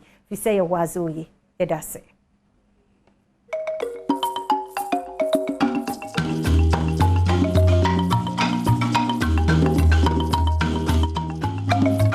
Yama ahwefo ne tifo nyina akwa babiem efamra bedwam dwumade so on Adom TV live on Multi TV sanso na DSTV na Go TV nyina so kwa obenya live enso ewo honum yefara sekese ekoma agudema konfo se ode agudemu nsem ebreye free eno achi na fiawa kwa taba close to the fisem dwumade ebeto asmam se wa onya abre ehwe bi no asem na abrehwo emmoa bi obi ane mfa emmoa yenua no esanse nipa ehia moa penimre kan se ma me nwansa ansana besu ememre ho e o mayu ase obra betimi aboa me ene den free sabre kopem se nonkono ebebo medin de akwasi insia pense mu everyman for happy birthday and come former president of the Republic of Ghana, His Excellency John Dramani Mahama.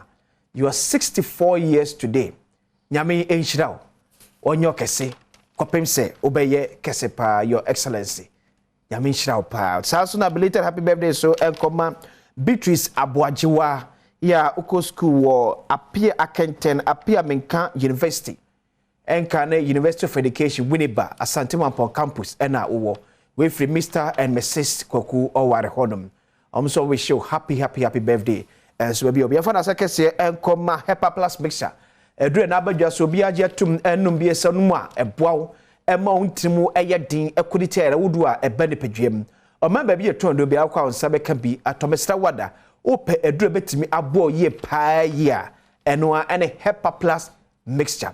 Sanso na Franco Trading Enterprise be yake se phone papa phone ya ne bo ewo fom na dwosuo na himfie ene Franco Trading Enterprise eni se eye phone eye gas cooker eye TV eye fridge eye ceiling fan bibia de ye dem ye febia de Franco Trading Enterprise e wo bi hwabo e won kran ene Kumasi sanso na pacho tie ene edura ba di HS eye Kel Chaco toothpaste Kel Chaco toothpaste eno ene papa udi choose ya osin eye fita wanum etoso enka papa ene free wanum eba supermarket bi abekobia so pe Kel Chaco toothpaste esanse no ene papa mesu ko hospital doctor kacho so moja so ate uhia mojadura eno ene city blood tonic ena uhia baby etondo bi akwansa ebeka bi atomi ko na so yasene emede pensem dwumade ebro live on Adom TV bedwam dwumade esu enimiri once again the akwasi ensia penene babedi enkomo eye boafo stronko kasamafo edema ye mampani abedi ekire Dr. Alhaj Mahmoud Bawumia onakasa so yobi a wabinim den ewiskasem ene hu kontabuo emu nedin ede Dr. Gideon Wako akraba ko de akwasi bako na wose yere ya miose good I am fresh that's right Ojune started that way. Started actually. I think I was number university. Oh, okay. I started in term. But we am I say PMO. Yeah. Some meaning. Anyway, my man wish former president John Dramani Mahama happy birthday. Okay. 64. Yeah. Okwa mobile. You be do on time kakra. I wish you former president a happy birthday. One pies and Yankopon because na background no man many more years as a former president and a statesman of the nation. Okay. To your money tunka. And then the wife and the bush and phone. Yeah. What else? This issue about Bawumia Charles Edubuahi. The spirit of defense that came na emodu. How hurting and aneha a vice president? Oh, the chemo, about chemonti. It's not something that Rebecca was in Bebre, but one of those things. Send by Mekayeno. I mean, the whole concept of the investigation and those kind of things. We have any views about it, but like I said, of course, Vice President Obobra tries to be protecting the image and the integrity all this while till now. And yakobase BBC sina ebia okotre could in makuma as happened what we fix I behave. But it's part of life. As a politician, he also knows sometimes and you won't go bit Marco cannot the Ababe count. But it's good say Ghanaians all over the world felt and saw knowing the nature of the vice president. Even Charles, as a brother, I know Charles very well. I don't think Charles is the type of person. You understand? I know Charles, his integrity and everything. It's one of those things. Yeah. But of course, on also cry indicate say a lot of the things are a babontino. But he's a fine gentleman, like I say. You would say ABR, even if something like that happened, it's one of the mistakes people make. But I don't think naturally the person I know, the Charles I know, but he's made life for himself to get himself involved in some of these things. Yeah. The way among 4 people on team be defending vice president, a man look as if say the integrity and I didn't hear he doesn't joke with it. Yeah, I think when also was more or less like a test of the brand of Bawumia and the integrity of Bawumia. And sometimes you ultimately the true picture as it is unless it's some of these issues abantin and panifo say banchenya ejane betre. And this was a true test of the integrity and the credibility and the brand, the whole brand of Bawumia and how people perceive him. And the responses and from all this way up to now, the testimonies and making whatever people say a testament to the person that is how he is. I mean, if it is about money and corruption, forget about it. No one they come about me. I go heavy.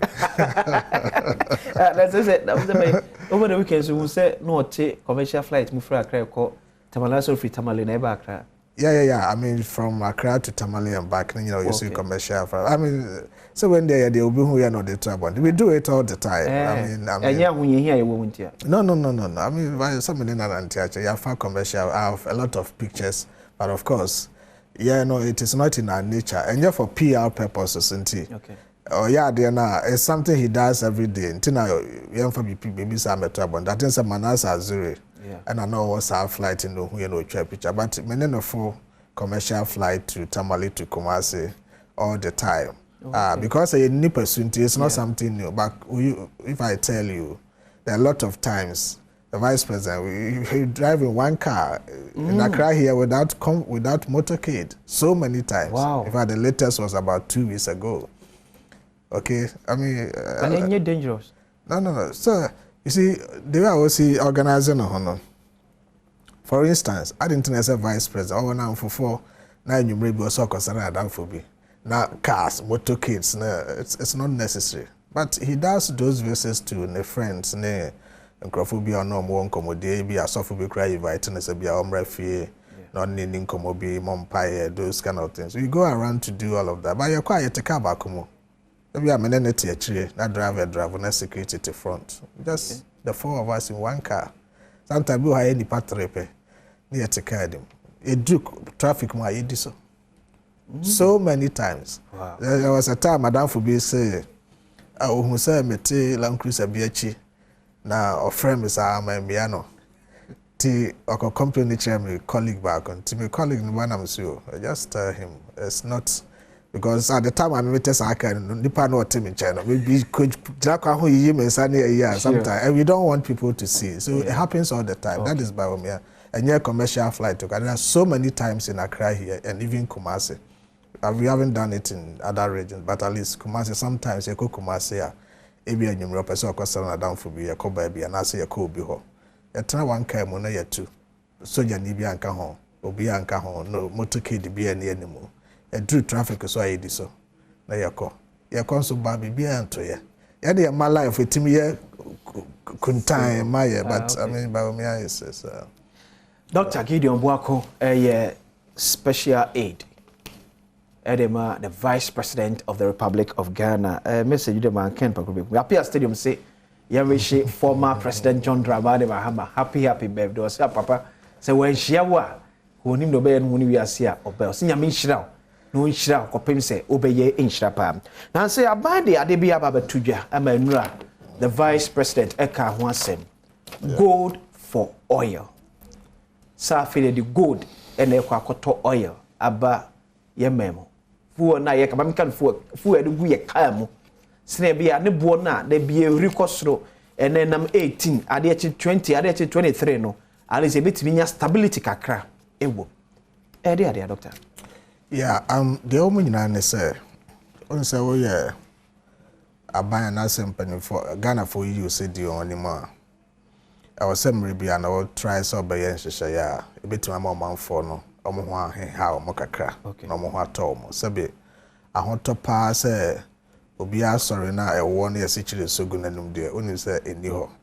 Then so the obeya abema oman for na hu ni say watu anamo bi ama how na brass no. Here, especially you drew bright to say, I said, this is what we are saying, COVID by any Russia Ukraine war, commodity prices. I boy, you know, so him say, petrol and diesel born or fan one, the boy, dear, 7 previous. They will eat to cry, no what to. It's not what you do. The cascading effect of fuel increases, no. Efa babia na aban so no all along no ye try say betima ye nhyehyɛ ya ye betimi de asoso sa no mana no obon say na say aban eto bi ana e wo so kakra wo yibi efri so and then nkro no baba ni nyina mu no still crofo feel increases in prices on man no mabo aye din kakra nti na say a president kasa no say president to just say aban explore alternative sources I bet many cheaper fuel. Send a buy fuel bono, ebeko from nama cascading effects na call prices of other commodities ni goods on the market and also etimi akofom. Na in our thinking ye susu ye ne ya dwemu no. And our vice president and ya buying a proposal ye say kwan ba kwa ye betimi afa so ama ye fuel bono aba form. And it's a exchange rate component called the pricing formula of fuel. And your fuel any or the same utility tariffs, PRC for no formula now. There's an exchange rate component, a war formula name. Okay. The PCE exchange rate component in the free formula name. So exchange rate component in our formula name and bono etimi cost response the onoko craft fuel at the abano.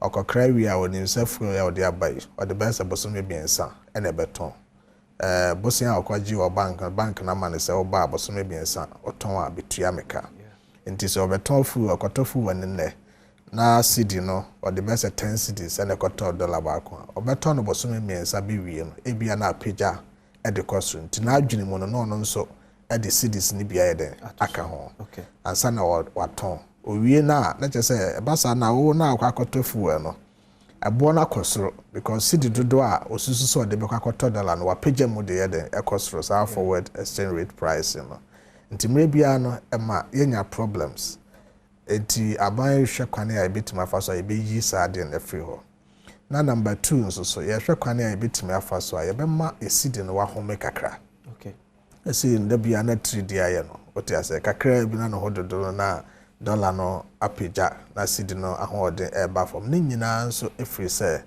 sika dodo as dollars dodo a ye de koto fa on e dos bosomi bia fa wo hwe Bank of Ghana omo dollars omo ho na omo a omo je dollars na dodo pa bosomi bia na ye nua no omo kokra fa wo edeba BDCs no omo na omo je dollars na kase pa eba ne sa so na ma dollar no ho kwa atwe ne ho kwa atwe so a na che ne bo no sabe no aye kokoti so dem chena se na ne bo no apeja nti kwan be na ebetimi afa so a ebe ma dollar kakra na aye wo no demand na e wo so no anasem predodo a omanfo ba so mo pe dollar no ebe ko form se na be ya cedi ni benya kwan na ono nso ahom nti sa no ma mienu we nti na ye yes okay yes Ghana hayeti ye wo fan wo ye wo gold e wo ha gold no nso de e sha asase ase enye sika foforo bi na ye de wonya tuwi a onya tu awie so de mechanase ana ya almost ankura dwuma almost etu saa gold nti ayese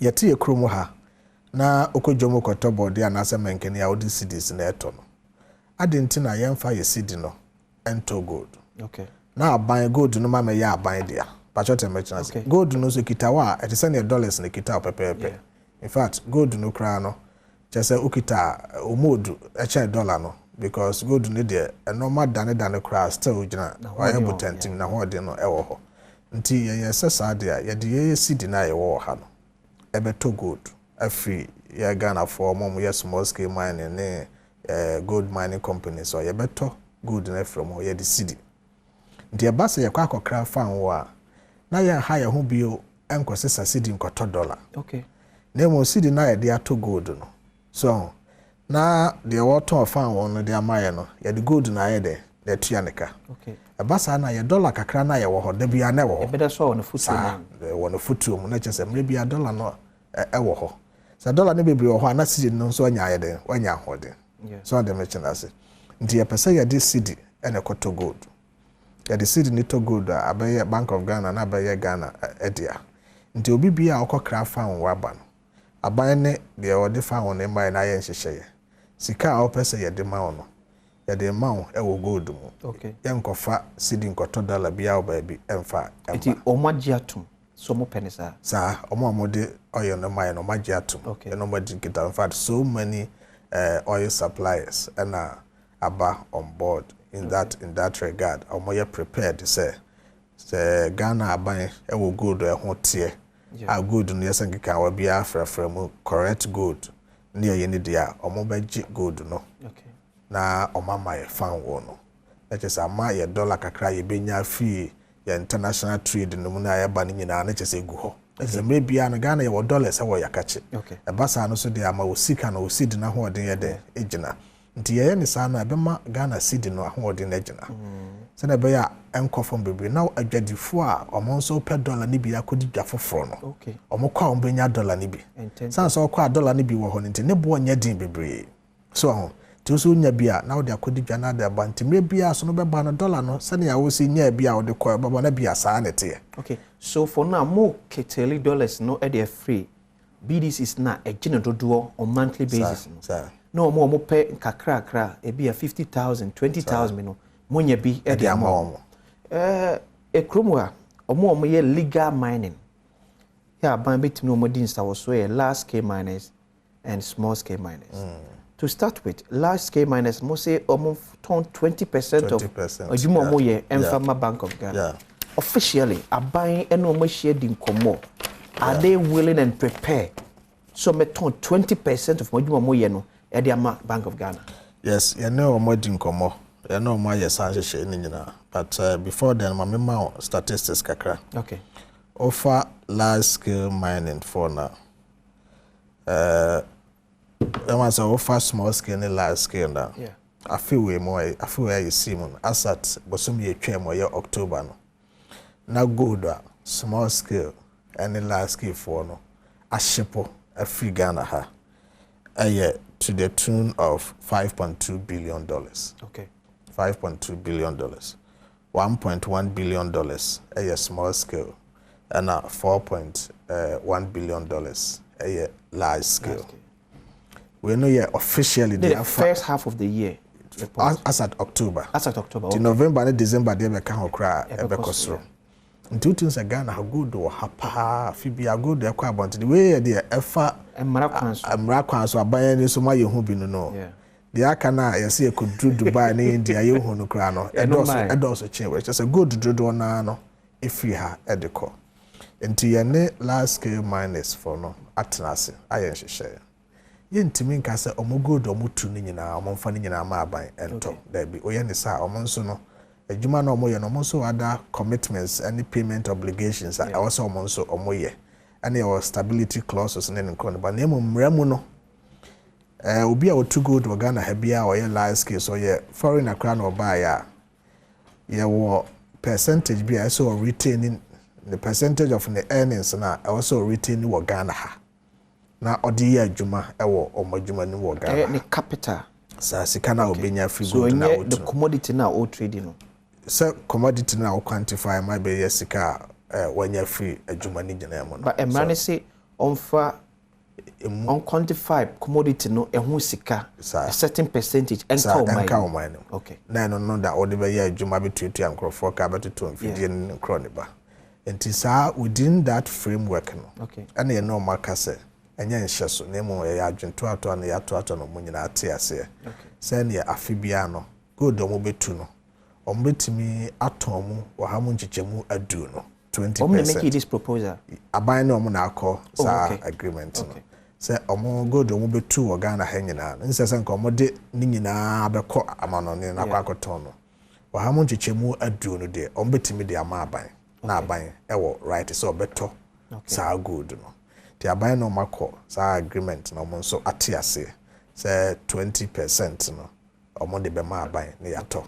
Na small scale miners no so they need so they already omokra toma PMMC na abayato afenso community mining na yera ebugina paul na so yo moye ho adwuma no ya ene se wa wo community mining bia so wutu a good na se wo de koma aban na aban eto PMMC enti enomu ne ya projections do this at 20% in nkron ba ya projection no we should manage 2023 no aban is say a better good value of about $1.3 billion.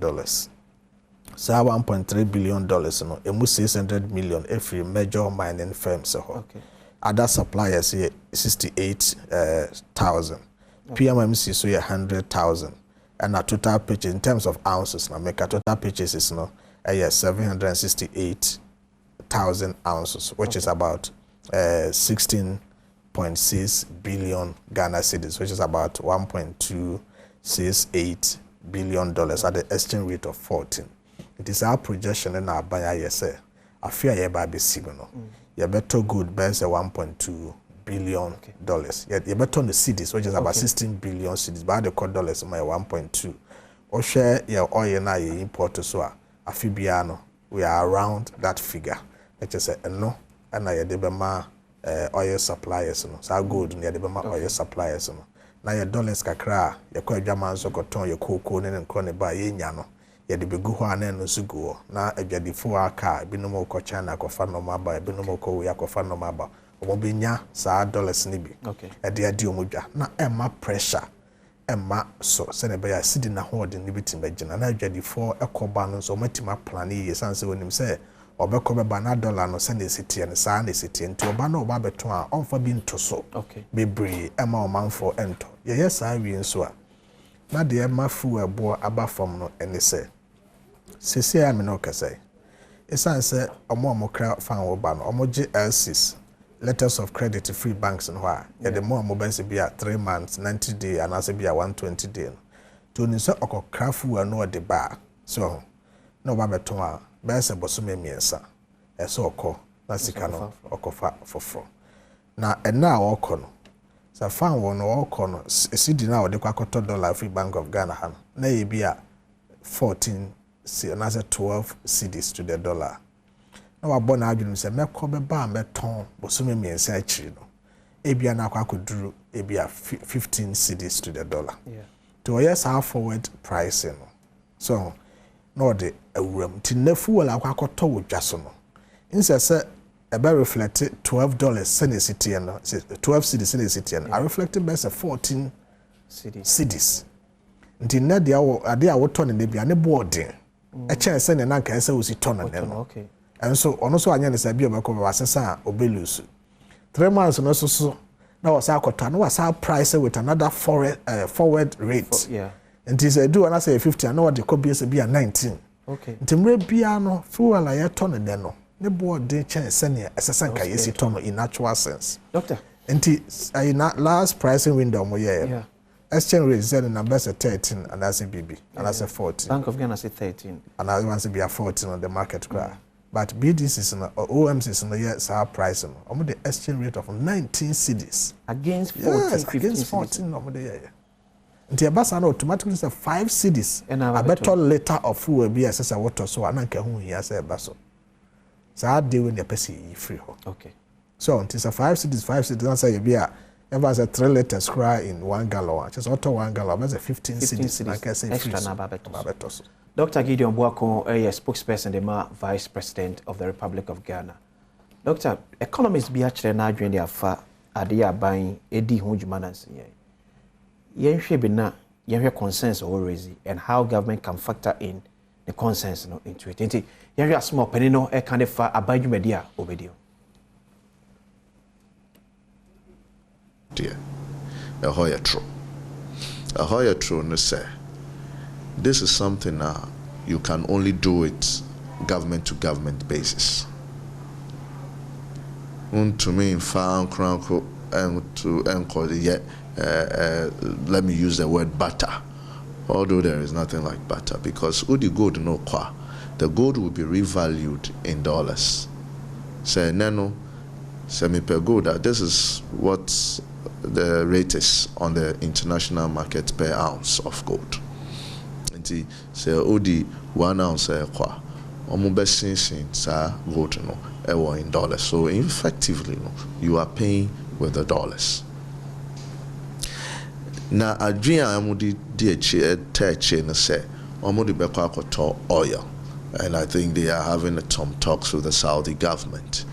At the end of the day, no odi sika na bekwa koto gold. What is our crude oil purchase like? What's it like? I thought, say, if not for the fact, say, ye oil no akosia owa, then why couldn't we use our gold to buy the full complement of our oil that is produced at our shop? Why go to the Saudis if you really meant business? Because at the end of the day, no, ufa gold no, you have brought down your reserve value. The import of holding gold, you hold it as a store of value for a long time. Say udisika esye bibimo, and now udisika esye bibimo ebe to me awo. Gold can actually grow. Now, if you hold dollars and you are supposed to pay dollar, anytime there is a call on you, it is one-on-one. But gold, no, to me bafom, to me cost. And that ebe cost, you have a upper hand in terms of reserve base, grow bigger, and that helps sustain your currency. But if you are only going to buy gold for the purpose of trade there, and hono true kakra me real benefits that is supposed to come out of it. Say I dream. Okay, Doctor, there is also an opinion from one of our economists or universities in the say maybe a start take a second look at it. Badwam, my name kakra what. Yeah, I mean, as also new opinion, no. Okay. He's not absolutely right. We are all academics. They are all kind because, of course, this whole government decision, the discussion, on your privy to the discussions, into also the one argument money, the any kissing, and obubusa sano be a very reactive because see we are trying to say and no discussions no only honti.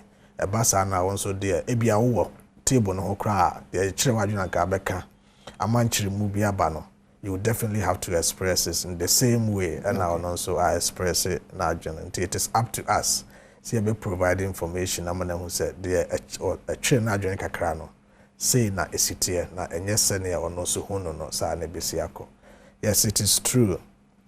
Say good and ye dekoto oil to say okoto gold na odi akoto oil no and yes tesania odi dollar akwakoto pepepe mene nya adwene ho sa it's not like that because there's an advantage in say obe use gold no di akoto oil no advantage in say gold na akwakoto no odi cedis so on dem chenasa and akwakoto gold no odi cedis no akoto gold na abaye sika ekitawa so gold no all na no at any point in time bia obenya dollars but it's say one facility no ankoto dollar ne board na odi ato gold no so say woton ne na ebia ochina kura akwakoton a say na can depending on the circumstances on the market utiminya price increase to utimu say hono onya gains bi cry there of course price in the conform so a obetimi anya problem but our facility ekwakoto gold sesia osidi ndi ohodada facility koto gold sesia the why ni say $1 kakra ewo ho no wama aka ho tachote bechlas $1 kakra ewo ho no wama na yede aka ho so onya dollar bi fra bonte kra chena beka ho a asama dollar na yede ewo ho no doso aye bebre eno ne basa na eboa emma emrebia no krofo pe dollar wonya bi ma dollar ne kwasoro hwinhwinhwim no obe solve sa problem ndi de ti aye sa ne se ye pekwan bi abo ye dollars aye wo no ho ban okay but say what if I so wo hwe ne amu ye ya ubeto gold no in cedis enya ade be encourage a man for to smuggle more gold outside Ghana because say any price no for gold or international market no as price in dollars say price no cost no be favor or no na or cotton go na sa ban be ton in cedi at what rate na buy beto gold no in cedis e dey from will government use the current prevailing dollar rate of gold and they be kwa koto in cedis and say more price cut be one more mo no dey kwa kodija competitive market aban to gold no at the world market price the spot price in the city and there's no incentive so because osa dey to kwan aboka fa car discount to be any or small girl crano you bet chilling this animal there's no incentive and I tell you the miners are ready they are sell so Bank of Ghana started last year Bank of Ghana started buying gold last year now we can about gold reserves your reserves never no program we and finance and can buying gold reserves or dada it's way different thing altogether no buying Bank of Ghana gold reserves are a dada buying finance and can and no the Bank of Ghana for ato e de aka ho buying finance and can and no we different arrangement as a different arrangement no you better the spot price of gold as it is on the international market inti see this I wo dada no so na ye de akwakoto sa gold no that is $1 na wo no ye bo ho ban government is expecting PMMC to buy over $100,000 worth of gold next year and so the kind ya chichim so, PMMC was asking PM why not ya chichim small scale for the umbeton large scale for the beba and then konbanti obia wo there so on PMMC for purchases so far kakra wo horses here PMMC's mining firms no 28,000 aggregator brought about 29,000 ounces PMMC 11,000 total 69,000 ounces in konbanti yes our calculations say you know say before the market liberalization PMMC nana small scale miners at tom gold at the moment it drew baby kasem ye basa na nya kora it say how sure are we said this time the idea ma PMMC PMMC for no on behalf of Bank of Ghana okay the Bank of Ghana na finance arrangement it is not on their own books they are buying for Bank of Ghana so say Bank of Ghana na your bank it is not in the business of doing trading and PMMC for no ebeto ama Bank of Ghana and the Bank of Ghana for they provide the CD cash no sort of merchandise near the ato ya do ta obi ante no wase all these concerns in this anomaly but the truth of the matter is that say ya ampe kwan bi a $1 kakra ye won e be ma na ka ho e be ma na wo ho na ya pebia ka ho na ya se bosumi bia I was say aban fa hundreds of millions of dollars yeah they are kotofu nipa na kotofu and the dollars ko it say dollars e wo ho no e $1 billion bosumi we you find here the 300 yeah the $100 million yeah free makoka 900 yeah they are koto oil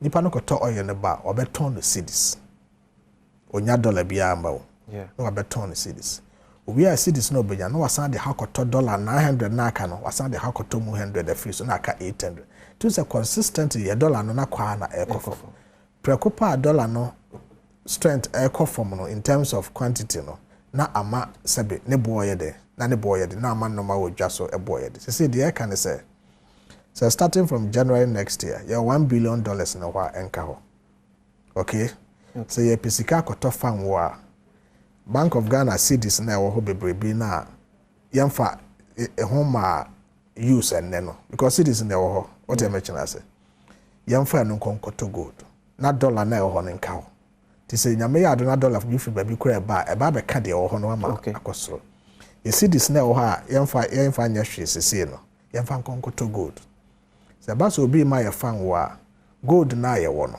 yemfa ma ni pakro what you mention say ye koto fan won ye de ba na abeton the cities ye ton asase cities na ye benya no ye fan koto gold still na dollar na ye de ego ho that is the arrangement we are doing because koto fan won na de ba oboton the cities to ton the cities we are okay ye de ato gold so what you mention say okay na ye de akra ye fan won maybe ya dollar stock no ye de ewo ho na ma ye cedi no ahode no so ye de na ye gina na ya use our forward pricing component na eba formula no no every ho that's our forward price na ya say no instead of be a 14 cedis to a dollar ya did 19 cedis na ya ma 5 cedis aba beto so no that's our 5 cedi component na every so Kenda Muammar al-Gaddafi, former leader of Libya, BBC, have we studied it well to make sure that it be sustainable to help stabilize our city against the dollar?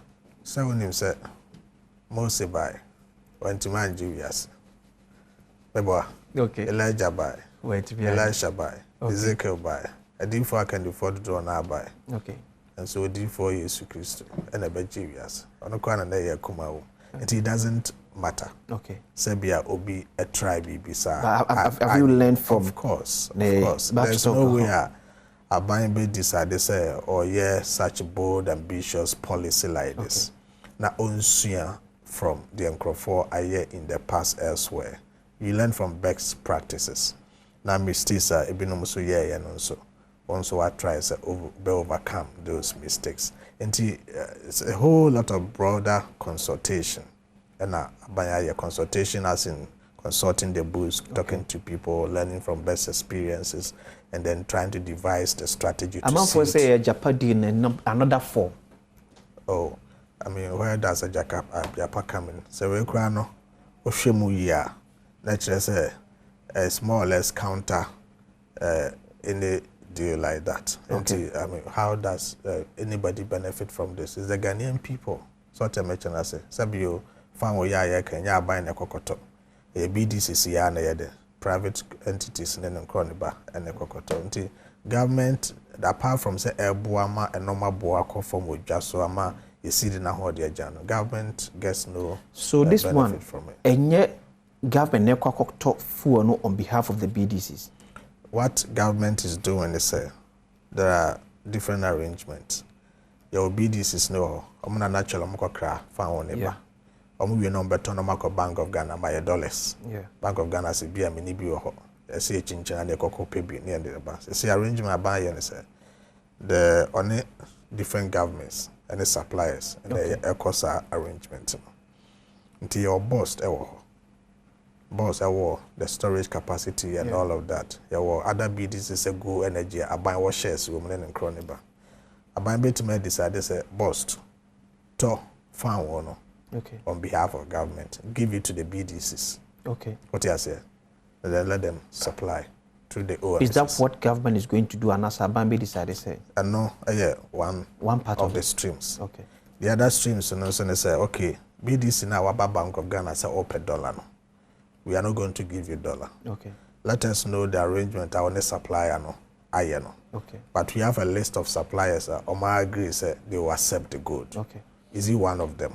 If it is not one of the supplier willing to accept the good, the supplier is willing to accept the Bank of Ghana provides the good to the supplier on behalf of you, the BDC, that you bring the fuel. So it means this time say who a BDC now supplier be unconforming to Abanji Shiwe. For now, it's not going to work. It's not going to work. Mama BDC is now aware the suppliers now more this arrangement. Yeah, any BDC is now in touch. I mean, we've all sitting down around the table, but virtually all the suppliers already almost supplied to BDCs or Ghana and they are all on board on this. And that's not a problem. So they are all on board on this. So that is the arrangement we are doing. My price above from my CD and so that's it. This seems to fit well into the 2023 budget and plan of government. Yeah, that's part of the budget of finance minister. 2023, buying Ghana food in a year with the budget of finance minister Debreye. Yeah, so your ultimate goal is your bema ahonchire Ghana for so no aba for. So to mention as nti sanche sheye mubi and the but you see central to the budget no attend this policy because we know a boy pa because okrofoko adwaman so no maboy the dentia exchange rate and if amount for say 2023 ahonchire be do so crach nse na yehu oh da menye nyankopon na matima determine but ye nhyehyaya aban ye nyina no is with the ultimate goal say ye be ma man for ho ahen harem ye mfam krofo adwuma 2023.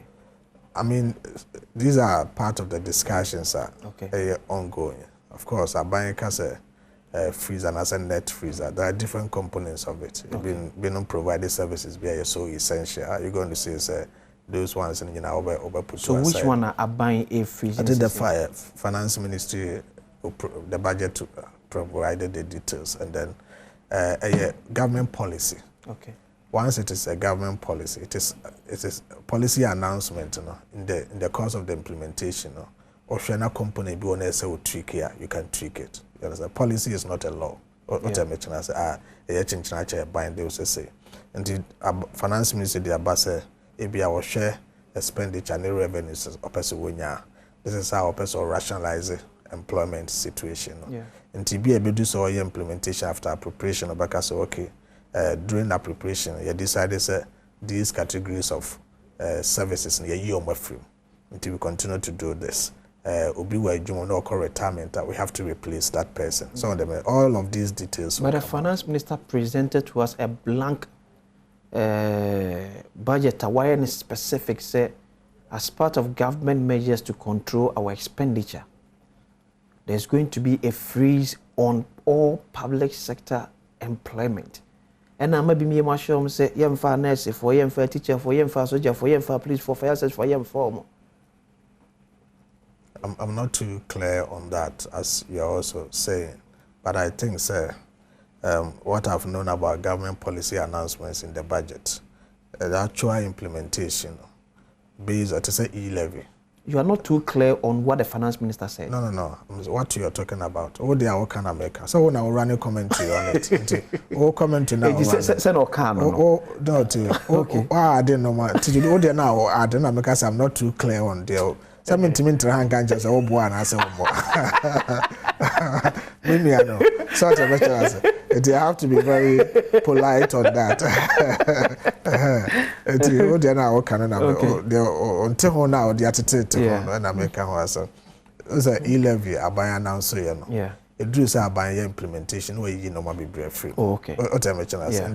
A policy announcement. Okay. And during by parliamentary discussions and the debate, finance minister bit go back to parliament with some addendum and all of that. So by the time we approve our processes, the whole, because I'm sure parliament will ask finance minister to provide specific details of some of these policy indications. So all of these, by the time our parliament they approve and all those details will come out, because for you're concerned about essential service providers, what I'm saying, we are doctors, nurses, policy for immigration, soldier for, and the fire service. Until all these details will come out. I remember some time past, previous government, even when they had a policy freeze on employment, and some services were excluded from it. Until that's how it's going to be. Yeah. I'm going to say a circle back to baby and your freeber. From the Jomama days. I'm from phones say I am a French share and I bind a share corner. I bind to mean such in the same countries where can I am a French share. Oh, I mean, whatever policy our finance minister announced our budget, we had indicated. So government is still in talks with the International Monetary Fund. Even though discussions are not yet concluded, there are some indications of the EBA in the whole EBA ramp up the discussions. Now you may see semblance of that in the budget, but until someone the IMF only be we, who say A, B, C, D, and I'm agree on. Now by implementing, you may not be able to say with certainty. Say your name IMF in Sheshayano, say and say and EBA. But of course, I mean, no didn't come. Na me know what you may be assessing ya. It me who wajene. It me so me plan and man say a be a hanan crofon or person more campus. It me so me plan aqua. So it is true that some of the policy announcement indications about making in the budget may have reflected some of the discussions around the table. But as it stands today, because about the IMF MVA discussions, exactly. Dr. Gideon Buakun, you are spokesperson, my vice president. Is our vice president actually in charge of our economy? I mean, technically, in this country, no vice president is in charge of the economy. Okay, the whole economic management and the whole policy necessary, invested in the finance ministry. So. But we are economists in tea. Okay. Because I don't think say we are President Mahama, a vice president, no? And I say Ali Mahama, a vice president, because Constitution and define any role for a vice president of this country. Unless it be a president, I catch you say, oh, yeah, we mommy, and I say yes. Okay. But the whole economic, Minister of Finance, Minister of Finance and economic planning, until the whole economic management, planning, execution, revenue collection, expenditure, because economy in also revenue and expenditure. What I mentioned as put a good few. And that is how it is. But of course, Baumia is an economist, and Juma Waye and in the past, and Sana Obaba Mukano. I mean, if he's there as vice president, he will provide supporting role in the whole management of the economy, and he is part of the whole economic architecture. But he's the chairman of the economic management team. Oh yeah. So is he actually chairing our economic management team? I'm saying because Ebimufi say, especially we share the vice president Eddie Essign Ewo Ejumayemu on personal basis. They tell you say Baumia is not in charge because the Baumia that they know out of government, it's not the one we are seeing. No, but you see, Baumia is an academic, is a practitioner, it's a policy guy. Okay, if you know Baumia, if you have followed him well, he's a policy guy. Because a policy guy is, or a person, he always thinks outside the box to create new, innovative ideas to manage, situations, especially within the financial sector. Back in Bank of Ghana, and then what is a Bank of Ghana Monetary Policy Committee, it's one of the brainchilds of Baumia when he was at Bank of Ghana. It is during his time, and monetary policy, and almost every quarter be a monetary policy committee share. Or share something like new ideas, which is a e-switch, what you say, or they buy even what they say inflation targeting. And to Baumia call Bank of Ghana, we are not doing inflation targeting. In all this, it is not reflecting. I'm just building the point. I'm just building the point. Okay. And Ghana now. Yes, our inflation targeting framework, and he uses since about Miamo at this side about. So he's a policy, he's a thinker. What I mentioned as redenomination of the city. What I mentioned as these are things that as he brought about with a team of Bank of Ghana, President Kofor by HEPIC. Will tell you at the time, Baromia Kojuba Radio was Dr. Gideon Buakun is the vice president in charge. I'm coming to a point. The question you are asking is so simplistic, but I need to build a point for you to understand. So, as a vice president and chairman of the economic management team, vice president's office, we don't implement policies there. Okay. We don't execute contracts there. Okay. We don't spend money. Okay. In fact, the vice president does not have a budget to spend. Okay. He draws his budget or from the Office of Government Machinery, which is headed by the Chief of Staff. Yes, if Finance Minister I'm coming. So as a Vice President, he heads a committee, which is a committee of cabinet. That is what I want to demystify for you. The economic management team is a committee of government. Okay. Of cabinet. Okay. And your president Biana or economic management team. What I mentioned as President Kufuor had economic management team. President Kufuor has economic management. I'm not too sure President Mahama, President Mills time whether there was economic management. It is not you say a vice president be a chairman of the economic management. Now the economic management team is a committee of cabinet. What the committee does is to provide thoughts and advice. Dr. I'm coming. You see, you're asking a political question, which is not necessary. I want to, because the economic management team meets every Tuesday. Today they are meeting. Oh, okay. Omushia, and yes, a team Omushia, they invite people from outside, share ideas, then they provide advice. Okay. Tibia and the economic management team share. Discussion is about Ministry of Agriculture. About food production. Then they'll provide the advice to the Minister for Agriculture. Okay. It is for the minister to say advice now about the amamino. Okay. But the Bayer Juma and answer me Fanya Juma. Dr. Medasi. Dr. Gideon Wako, your spokesperson, the Vice President, Dr. Alhaj Mahmoud Bamiram to say no Edi. Musubi sent a message say, Doctor needs to come back. Doctor will surely come back. Once again, happy birthday to you, Beatrice Abuajiwa Wasante Mampo. Many of the questions, Yankopon yard more China, your best idea share. Background.